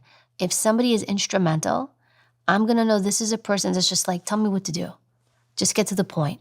I just wanted this, this, and this, and this. There's no feelings. There's no stuff involved. There's no emotions. Somebody's identity, right? It's about them. It's how it's affecting them. Typically, again, when we're very self-focused, higher depression, higher anxiety, because we're overanalyzing things. We're in an emotional state. So when someone's there, it's good for you to know because you know in that moment, they're not listening to what I'm saying. They are stuck in their space. Now, if I'm looking to progress the conversation, let's say they work for me, I'm going to sit and listen to them, let them offload to a point to get them where I need them to be or to get them to get to this instrumental space. Like an agency like the U.S. Secret Service, it was very instrumental. Nobody wants to hear you complaining. Get it done. Fix this. Do this. Because they didn't really have the luxury of being like that. Because if you are like that, people die. It's just like you gotta move on. But if your identity and where it's like you're really wanting other people to understand you, I'm not saying that we don't visit identity land once in a while, but it's not a great place to live either. Because you're so self-focused that you can't function. It's me, me, me, me, me. But if you can master this, which you can easily do when you talk to people, you'll know that person's instrumental. They just need X, Y, and Z. That person's identity. Your friend is identity. The thing with them is their identity almost all the time. Yeah. That's when it becomes a problem. And I've got great empathy and sympathy because defense can become someone's personality, especially if at a younger age, defense was their survival. Do you know what's interesting? And the Harvard Business Review did a study on this. They wrote about this. Do you know that the more you go through, the less empathy you have? So you would think, let's say you've been through your hardships, you would think that because you've been through that stuff, you would have more empathy. But as you rise through the ranks, you actually have less empathy because you've been through it, you've overcome it, and you kind of look at people like, can you please get it together? So, yes. And if you think about it, it makes sense because it's like, get through this. I've gotten through this. Whereas if you're dealing with someone who hasn't gone through it or is in the lower ranks at work, they've got more empathy. Because also think of it too, as you're going up in business, you're dealing with so many more people. You don't have the cognitive space or load to deal with everybody's stuff. So sometimes when people come to me, my boss, and my response is, do you know how much your boss is probably juggling? It's not that they're a jerk. They're instrumental. They're just trying to get stuff done. And you, being where you are, kind of lower in the hierarchy, you're not dealing with as much, trying to juggle as much. And so you're looking for more empathy. You have more space, more time. This person's up here. They're trying to keep that ship from sinking. So that's where a lot of people sometimes get lost with their supervisors. So it's interesting too, because, I even noticed that for myself. I try to have empathy, but there's moments where you're like, man, it can be, you want to control it on the inside, but be like, there's times where you're like, can we please just get it together? Like it's not that big of a deal. On our previous conversation, funnily enough, the most replayed moment in the conversation was where you talk about the dangers of victimhood. Stop, really? Yes. Yeah, the most replayed moment. Wow. I was quite surprised. I think I think most people don't want to be there anymore. Because it's not working out for them. It's not. That's why. I think most people, they're trying really hard. Most people who will watch this podcast or watch things similar to this, they're really trying hard and they're trying to do better. I do believe that. And I think that's why a moment like that, because they're like, I don't want to be here anymore. Just help me get the fuck out. I respect that because they're trying. Like they're trying really hard as opposed to somebody who's just like, I'm checked out. And that really speaks to people just saying like, I know this isn't working. This isn't where I want to live. This isn't where I want to be. And it's not getting me ahead in life. I live by this credence. If I go tomorrow, am I okay to go? And if it always set things right for me. If you've lived in a way where you're like, I've done or tried to do these things, then you've lived a full life. But being a victim prevents you from living a full life. If everyone is hurting you, if everyone's out to get you, if everyone's doing something to you, if everybody is slighting you, if this person and that person, how are you living a full life? If you're fighting everybody or pissed off at everybody because they disrespected you, they're not giving you what you need, they didn't validate this or validate that, how will you ever get anything done? How will you ever be instrumental? It doesn't mean you need to be a CEO or a Secret Service agent. It doesn't mean you need to be anything like that. It's whatever your journey is, like how will you ever achieve that if you're so easily distracted by all this nonsense? Who says you have to have respect by everybody? It's nice. I welcome it. But I'm not always going to get respect. I can sit and check every single box off. I'll be respectful to you. I'll be kind to you. I'll hand my things in on time. I'll show up on time. I'll do all these things, check all those boxes. There are still no guarantees you'll give it to me. I know. I was a former cop, former agent. I didn't always get it. I was like, I hope I get it, but I don't need it. But we tell people, you need this. Who says who? Who says I need everybody's respect? Who? And who am I to demand it? Who says I need everybody to like me? I don't want people to dislike me. I'm not going to do things to make people dislike me. But I'm also like, I can't navigate my ship like that. And then at the same time, if you stop and think about it, when people are like, oh, get everyone to like you, be charismatic. Pause. Who are you making that about? You. You don't really care about the other person. It's me. I want you to like me. I want you to think I'm charismatic. Comes back to me. Me, me, me, me, me. How about there's a little less me and more of how can I be of service to this person? How can I help this person? How can I be more generous to others? How can I give more instead of take so that I can feel fulfilled? It's all about me and my fulfillment, my identity. Where am I going? Me, me, me. I think we need a little less of that. And how about us, us, us? How about how can I help other people? How can I be of service? How can I be genuine? And not rig this whole thing. Give me tips so everybody likes me. Give me tips so I'm the smartest person in the room. If I'm the smartest person in the room, Stephen, I'm in trouble. I want to be the biggest dummy. Like, because I'm not learning anything from other people. And who am I to think I'm all this? Why would you want that? You see this marketing stuff come up and we feed people garbage. And then we wonder why everybody's confused, why everybody has a void, because we're telling them, you need more, you need more. You are enough. You are steady, you are good. Stop listening to all that. Be a genuine human being. Try to do the right thing by people. Be careful, because not everyone's out to do the best thing for you, because people in pursuit of their own self-interest, they will screw you over, and that's okay. Just don't be shocked when it happens. It happens. But move through steady and focus on being of service to others. Everything, like bring it back. And it's like, stop thinking about you. I promise you, you will have a better life. It'll be calmer, it'll be quiet, you'll be less depressed, less anxious, less just because it's not all you. You're in it with everybody else.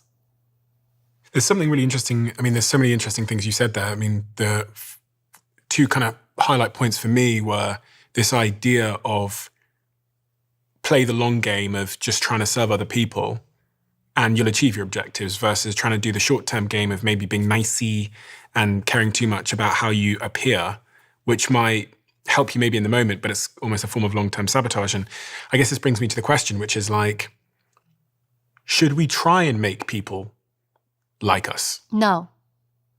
Because it's fake. Because it's manipulation. That's why who am I doing it for? If I'm trying to get you to like me, is that who you want? Or do you want the person who's going to come on this podcast and just have a genuine conversation and do her best to give you some valuable information to help people? Who do you want? You want me to be like, I hope Steven likes me. I hope he thinks I'm smart. I hope Steven thinks I'm a good guest. I hope Steven invites me back. Is that what you want? And who did I just make all that about?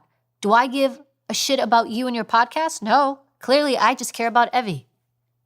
That's the problem. Because I'm manipulating you to fulfill myself. That's where it goes wrong. If somebody likes you, it'll be genuine. We don't manufacture it. It's disingenuous. People feel it. And trying to be charming and charismatic. First of all, major red flag for narcissistic personality disorder, number 1. Really? Sure. A lot of them are. In fact, when you see that, always ask yourself, what is motivating this person? I always think, like, what is motivating this person? So if as I sit across from you, what's motivating you is you want to do a good podcast. You have millions of people who listen. You want to give them good content. Period, the end. You seem to be a big fan of being authentic, right? As a person. I just want to be genuine, and I don't want to be a bullshit artist. Nobody wants to be bullshitted. I've experienced it. Nobody likes it. And it's not being authentic. It's just being genuine, because also, like, you can't just walk into a room and like, I'm going to be me and whoever likes it, likes it. Like, good luck with that, right? You want to adapt to the environment and to people you're with and what mindset that they have, and talking to them in a way that they understand, not you. So that's a bit more adaptability and connecting with people. Even when I talk to businesses, a lot of times one of the big things is, and they're learning this, a lot of businesses are moving away from being transactional, making the sale, and just trying to get these short-term goals. And what they're shifting toward, which is smart, is long-term relationships with people. Because if you have a long-term relationship with a client and they genuinely like you, not because you charm them or you trick them, but because they genuinely like you, they're genuinely going to want to stay with you, and they're not going to want to leave and go do business somewhere else. That's why being genuine works. And you can be genuine and disagree with someone too. That holds better. People vibe other people quite a bit. And they feel it. And if they feel your nonsense and they feel like you're tricking them or, using tactics, even when sometimes I give keynotes and I'll tell them, I'm like, I'm not here to give you tips, tricks, or techniques. I'm not here for that. I was like, can I ask you a question? Do you like it when people use techniques on you? No. Do you like it when people use tricks on you? No. So why would you do that? And why would you think that's going to take you places? It'll take you somewhere short term. Long term, people are going to drop you. I was watching your BBC Maestro recording, which, by the way, is fantastic. And I highly recommend anybody who hasn't seen it to go and check it out. It's basically like it takes everything you're saying, it kind of turns it into a bit of a course. And there was a line you said in it, which I thought was quite interesting, which is, I wish you as much rejection as possible because that will increase your self-confidence. Are you also saying that in the BBC Maestro piece that confidence is the number one thing you get asked about? I wish you as much rejection as possible. That kind of goes back to what we were saying earlier about how, like, going through difficult shit is the best way to build a thicker skin. But who on earth wants to go through rejection? Who on earth, what kind of psychopath is going to self-elect to go through rejection? Person who wants to build their resilience. Because when you deal with it, so the BBC Maestro course is the art of influence, how to influence others. So going back to the ethos of that course was, and I say it at the beginning, I'm not here to give you tips, tricks, or techniques, because that's not going to influence people. We're not trying to trick people or manipulate people to get things out of them, because that's not going to help anybody in the long term. It won't help you in the long term. Influence is having the ability to have people to want to be around us, to have people to want to work with us, to have people who to want to talk to us. That's what influence is, genuine influence, and like how we push that out there. Also, in the class, where I talk about rejection because we split it up into certain parts. And one of the parts was your ability to understand yourself. Kind of like you can't influence other people if you don't understand yourself. And so part of that is how resilient are you? How steady are you? And you don't build those things unless you deal with rejection, unless you deal with people pushing back. Maybe be a psychopath and embrace the things that everybody else is too terrified to embrace. Everyone's so scared of being rejected. So why don't you be the deviant? Don't be like everybody else and be like, I'm ready for it. I'm good with it. Because the more you deal with it, the better you are at dealing with it. And you're going to get it anyway. On that point of better understanding yourself, the other thing I found was this thing you talk about, which is the animal wheel, which is a framework that helps people understand themselves by finding out what their communication style is. I'll put this animal wheel on the screen for people that are watching on video. But for people that can't see, because they're listening on Spotify or Apple or somewhere else, what can you explain to me what this animal wheel is?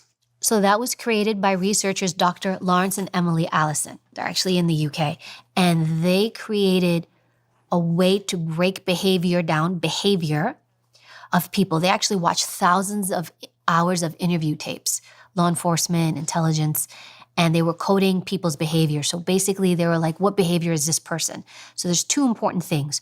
One is we don't label people, we label behavior. You label behavior because people change. People are fluid. For the most part, people are fluid. So I need to look at who do I have across from me in this moment. So how they identified behavior of people, they gave them 4 animal archetypes: lion, monkey, mouse, T-Rex. Lion is someone who's in charge, setting the agenda. I'm in control. That's lion. When you have your meetings with your team and you're the one talking and your team's sitting listening, you're lion in that moment. He's in charge, setting the agenda. Mouse is a person who is patient, looking to learn. They're trying to get information. They're eager, they're humble, seeking guidance. It can be the people on your team who are sitting quietly because they're trying to learn. Probably in some sense right now, you and I switch back and forth from lion, and then our viewers, they're all mouse. They're all here, humble, seeking guidance. What can I learn? That's that. But it's fluid. Now, a person who is monkey is an animal where you're social, you're warm, you're talking to people. Hi, how are you? Good, how are you? That's what that is, right? And then they're probably going to be that back to you, right? Bad monkey, which you probably get a lot, is, hey, Steve, I got a great idea. Can I just share it with you? Hey, let me just pitch you something real quick. That's pleading, that's desperate, like that's really wanting something. Now, the other animal is T-Rex. T-Rex, which is something I tend to lean a little bit more towards, which I work very hard not to be, but that's a person who is direct, frank, and forthright. It's also a person who's like, sounds just like the animal. You're more ready to fight. Like something happens and you're like, let's go. There's a good version of that. There's a bad version of that. All of these have a good and bad version, but that's T-Rex. The key to people is not for you to dominate. The key to people is for you to identify the person in front of you in that moment and then adapt to that behavior. So if I've got, for example, if you're a lion and I'm trying to be lion, we're both competing. Nothing's going to happen. Like you're going to be talking and I'm going to be trying to talk over you. It doesn't work. But if I see, okay, right now Steven's lion, he's the one talking, he's guiding the conversation, he's doing this meeting, I'm going to go mouse. I'm going to be humble, seeking guidance. Yes, Steven, I'm listening. I want to learn. So the wheel actually helps you identify who you have in front and then where do you go based on what you have in front. Now, if I'm dealing with someone who's monkey, I go to this event, you're going to this event, people are talking to you. When you have monkey, you also display monkey, which is warm, social, respectful. However, you want to be aware of like when people are the bad version of that, which is they're trying to sell you something, they want something from you. You maintain that warm, social, respectful, but you realize I've got bad monkey in front of me. I need to keep distance. And T-Rex is, if I've got someone who's T-Rex, it just means being direct, frank, and forthright, but it also teaches you how to deal with another T-Rex. That story you told me earlier, that guy that you checked, that you had checked, he was being T-Rex. He was attacking you behind your back. He's still attacking you because you can attack somebody not to their face, but behind their back. You gossip, you slander, you hurt their reputation. That's T-Rex. That's bad T-Rex, by the way. So you had bad T-Rex, and then you came in. I don't think you were bad T-Rex. You came in as good T-Rex, but you were frank, forthright, and direct. You said, hey, I heard about that stuff you just said outside to this person. If you have something to say, please say it to me. You were actually good T-Rex. You addressed them. And what happens is when you have T-Rex, you have to be T-Rex too. You just can't be bad T-Rex, where you're patronizing, sarcastic, and insulting people. But you come in and you be direct, frank, and forthright, and you address the person. It's okay to address people. It's okay not to let stuff slide, so long as you are regulating your behavior. But the way you do this is these animals help you realize, who do I have in front of me? It also helps you realize, who am I more? I know when I see this, I'm T-Rex, hands down. I have to work on it. But some people, when we talked about people who are very subservient or weak or dismissive or avoidant, for them, they're mouse, bad mouse. And when you realize, like, I go mouse a lot, then that tells you, you know what, I need to be a little bit more lion in my life. I know, using this wheel, which response I should give. So you're telling me that on the outside of the wheel is the bad version of that animal, and on the inside of the wheel is the good version of that animal. How do I find which response to give based on the behavior?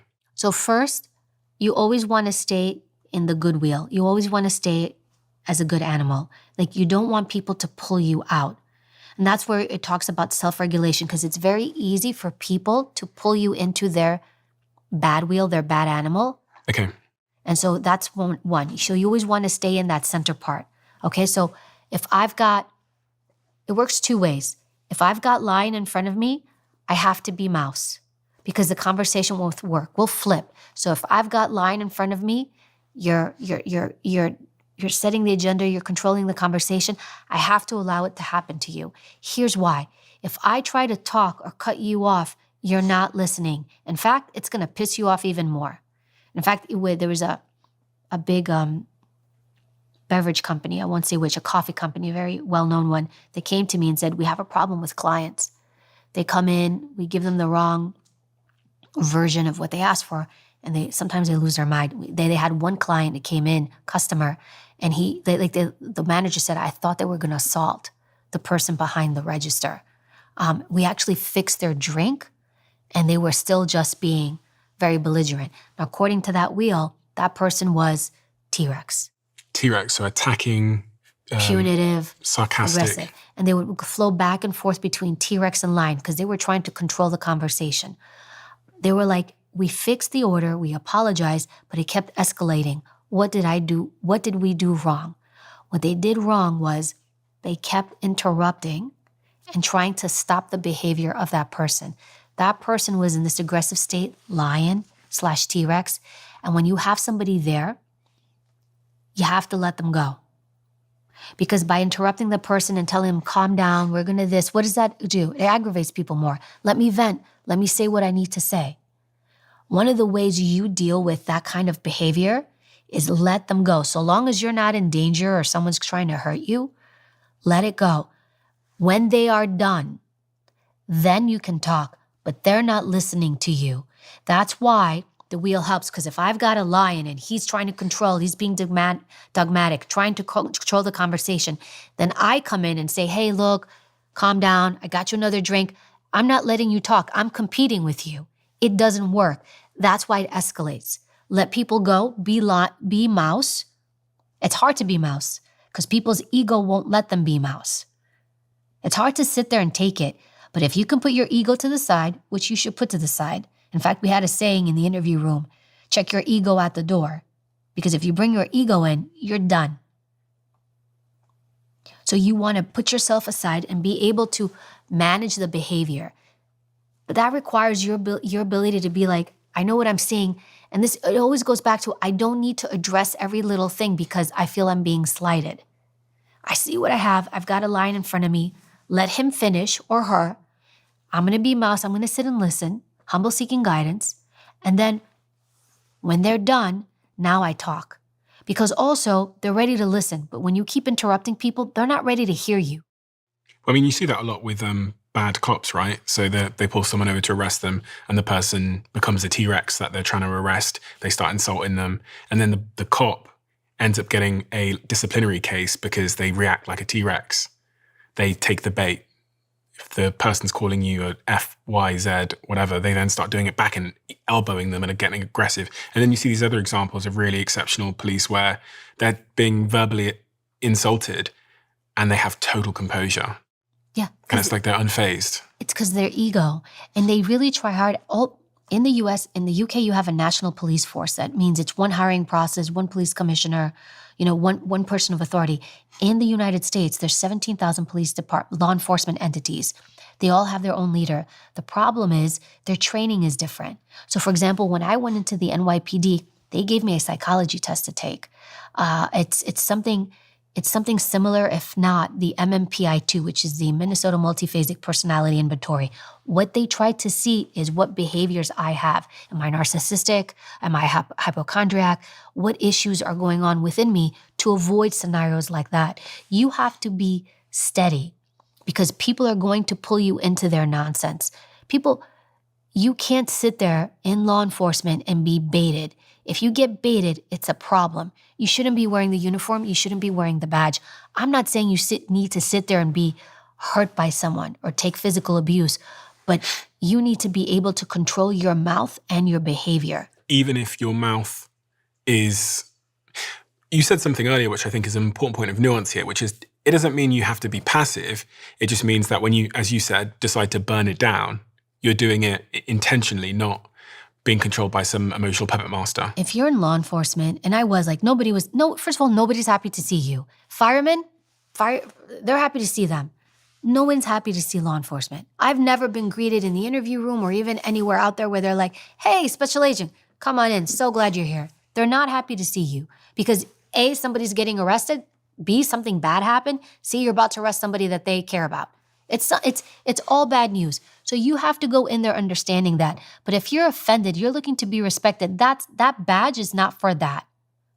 You are there to be a peacekeeper and you have to manage your behavior. I remember NYPD Academy, they would take us to the FDR highway and the FDR runs around the east side of Manhattan by the East River. And sometimes they take you there, we'd go running and they'd have us run like long distances. People are driving by you doing 50, 60 miles an hour. When I say they're blowing past you, they're blowing past you. And this was pre-9/11 when I was going through the academy. They're spitting on you or trying to spit on you, cursing you, giving you the finger, calling you a pig, calling you all sorts of names. So the first time I experienced this, I'm young, we're running and somebody hollered something at us, I said something. I actually stopped running and turned around and started yelling back. And my instructor, the PT instructor, the police officer grabbed me. He's like, you don't do that. He's like, this isn't for you if you're going to do that. You have to manage yourself because when you go out onto the street, people will hate you. And if you can't control yourself, you're not going to be able to manage this. And that was the first time I learned, like, that is not the way you earn respect. You need to manage yourself. So controlling others starts with self-control. Yeah. Also, what does that say about me that I'm quick to respond to something like that? In the study you referenced about the animals, I read that the interviewers who were most successful at getting information were able to switch between different communication styles. Interviewers who were most successful understood the suspect's communication style as well as their own. And it made me think, to be successful, do I then need to be able to adopt all of these communication styles, context dependent? Because I can think a lot of people in my life that basically don't have a lion or a T-Rex in them. They just give mouse everywhere they go. I can think of some people who I could just never imagine a world where they were demanding, dogmatic, rigid, in charge, guiding, leading, frank, forthright, direct, attacking, sarcastic. They are just like, nice. Okay. So when you're dealing with them, you're going to look at, if we're going to use the animals. I mean more, how do those people be successful? They're not. They're not successful. They're going to have a hard time because they've suppressed themselves so much for whatever reason. They can't lead. I'm going to tell you this. There's nothing wrong with mouse. Actually, if you had to default to any one of those animals, mouse would be it. Mouse is king. I love mice. I think everybody loves mice. They're the most likable people. They are. And monkeys, but... Yes, but mouse is good because you're humble seeking guidance. It means that you're saying less. It means you're listening. You're also gathering information. So if I'm trying to figure Steven out, I'm going to get more information from Steven when I'm not talking and when I ask good questions rather than me talking. A lot of people think I need to be lion, in charge, setting the agenda. You can be, and there's times for that. Like if you're a leader, you need to be lion from time to time. You do. But mouse overall is the one who gets the most. It's the one who gets the most information, so long as you're good mouse. Good mouse is humble, seeking guidance. Steven, tell me what you're looking for in a partnership. Okay? Help me understand what matters to you most. And then I shut the fuck up. And I'm going to let Steven show me everything he cares about, his values, his beliefs. I'm going to understand Steven, and I'm going to learn a lot about him so that I can speak more intelligently to Steven about what Steven cares about. Not what I care about, what you care about. However, you also don't want to be the bad version of mouse. And that's where it's weak, submissive, avoidant. And this is where you become that. And this is where people prey and victimize you. I can be mouse. I can ask questions, I can learn, but I want to make sure that I don't cross over to the malignant part of that, which is I'm so conflict averse and so afraid of it that I will make myself completely small to the point where other people will just steamroll me. Can mice be leaders? Because I know some mice. And if I was employing those people, I would absolutely never make someone a leader who hasn't got a little bit of line in them. It would be irresponsible. It would frankly be irresponsible. It would be unfair on them because they're going to be challenged by the people that they are leading. And in order for them to withstand those challenges in a calm, composed... You want to be all of those animals. You want a balance of all of them.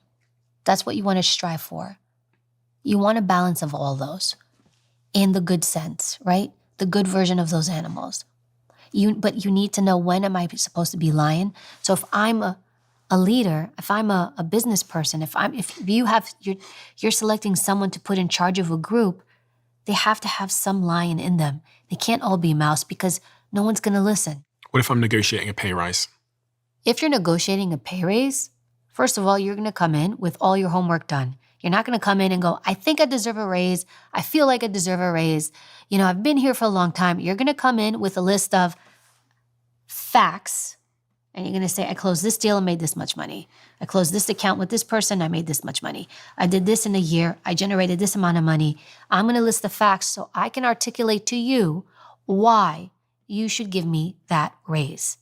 That's on you. I think, I feel, I believe. And then your boss can turn around and be like, well, I think, I feel, I believe that you shouldn't get one.